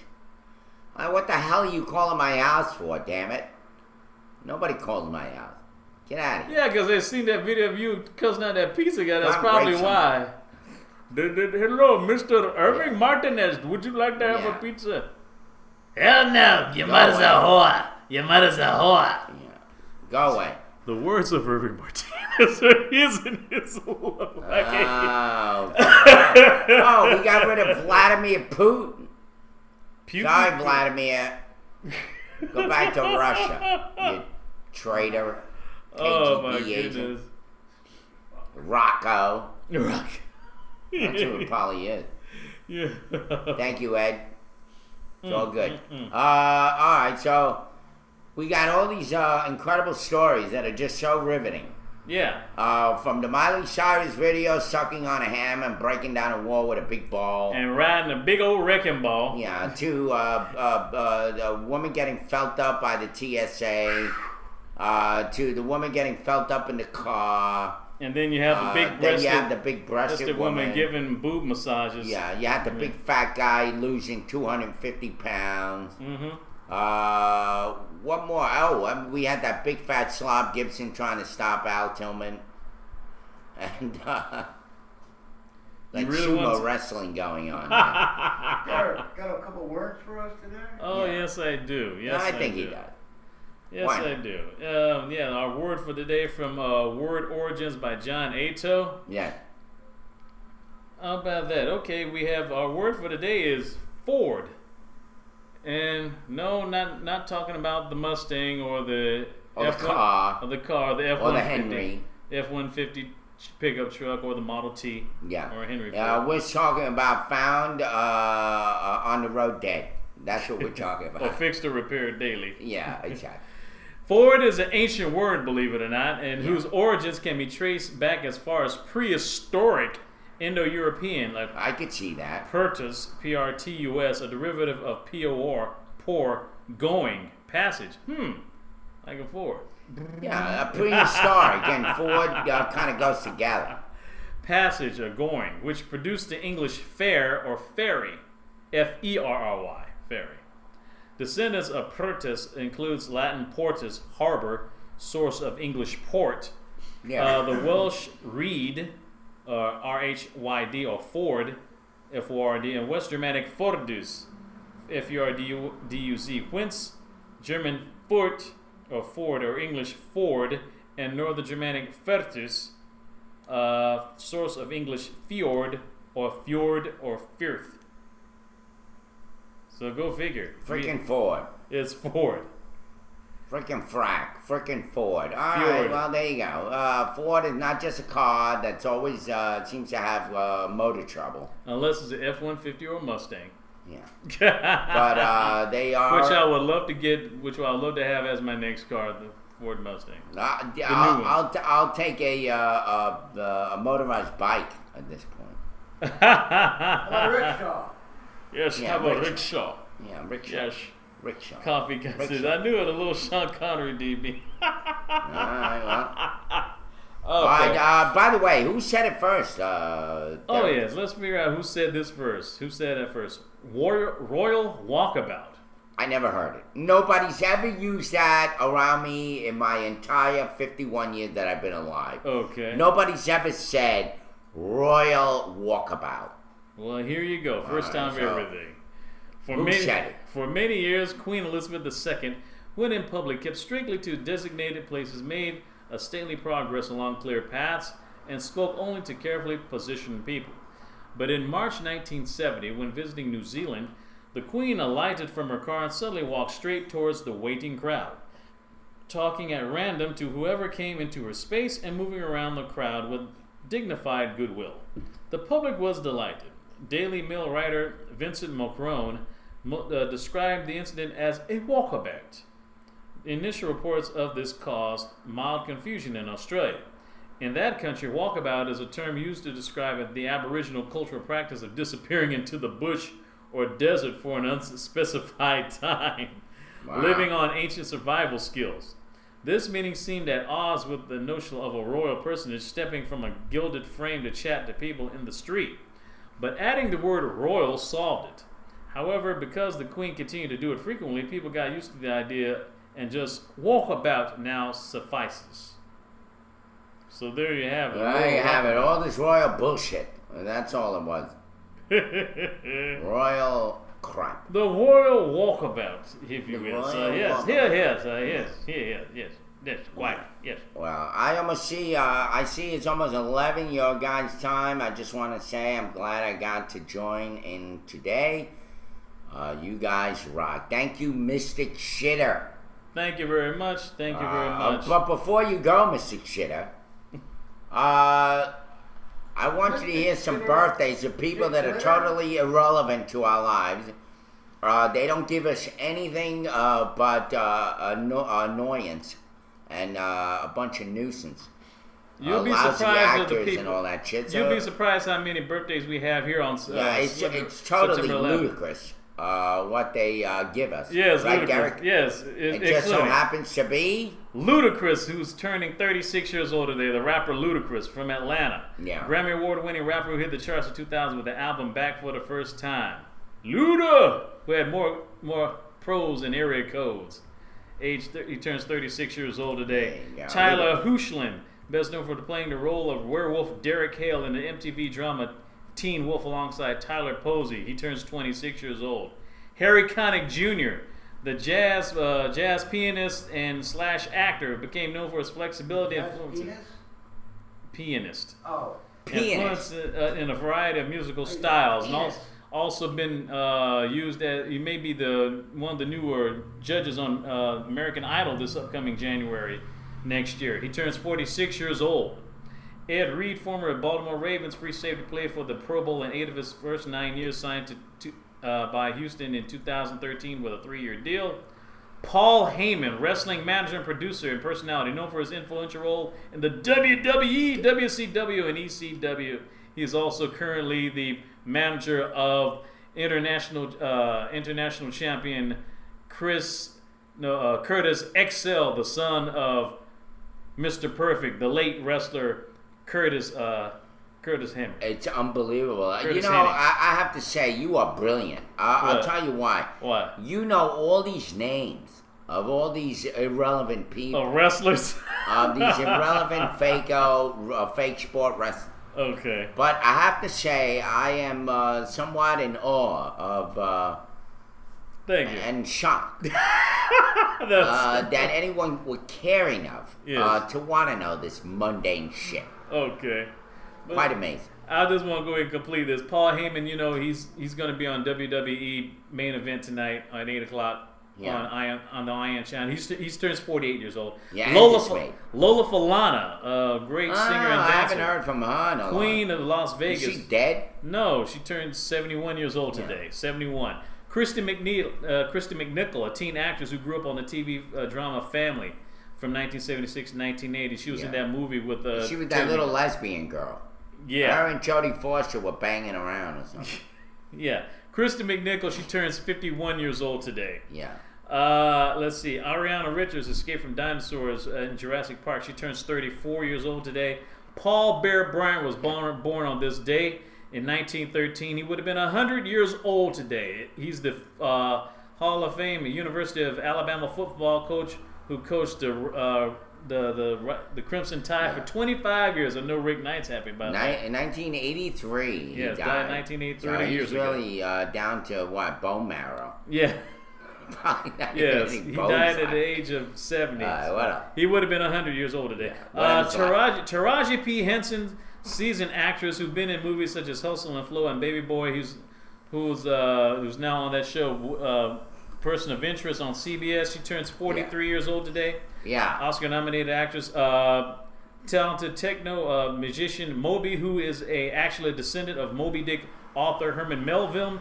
That's his stage name, Moby. Speaking of Dick, Eminem wanted to beat the hell out of him in a concert. Oh, Remember yeah. that? Yeah, I remember that. Yeah. Yeah.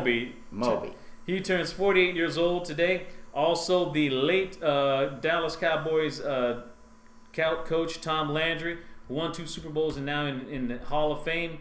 He was the very first coach of the Dallas Cowboys. He died in 2000. He was born on this day in 1924.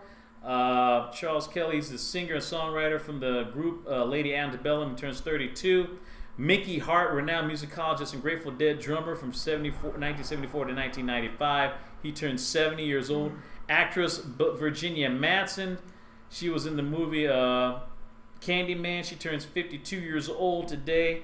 Ian Abercrombie, actor who played in The Birds of Prey with Ashley Scott, was born on this day in 1934, died last year. Earl Bixskillet, his birthday turns 25 on Sunday. There's a big name, right? Oh, yeah, definitely.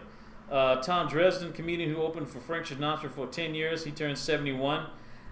Charles Evers, the first African-American mayor in the state of Mississippi since the Reconstruction era, he turns 91 years old. Wow, there we have it.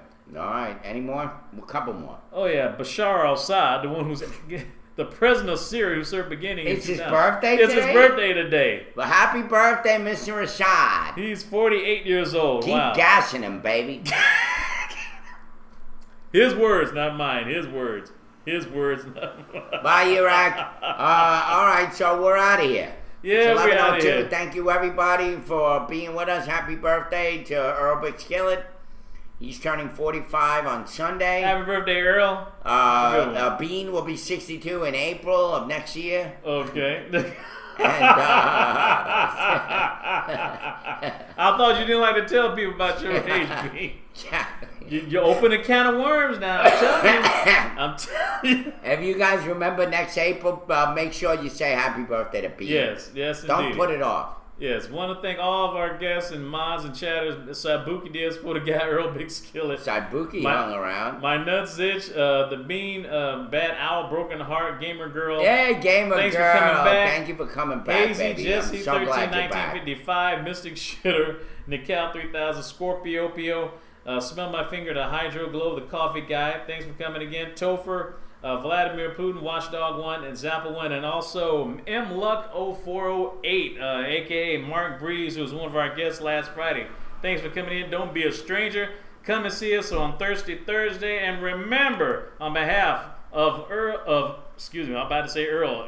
and Ed. And Earl. This is DB saying, can you smell what the roast is brewing? We'll see you tomorrow. All right, guys. See ya.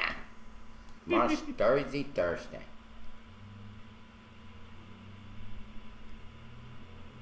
Hello, Ed. Are you awake? Hello? That is asleep. It's over? Yes, it's over. You can sign us off now. You can sign out.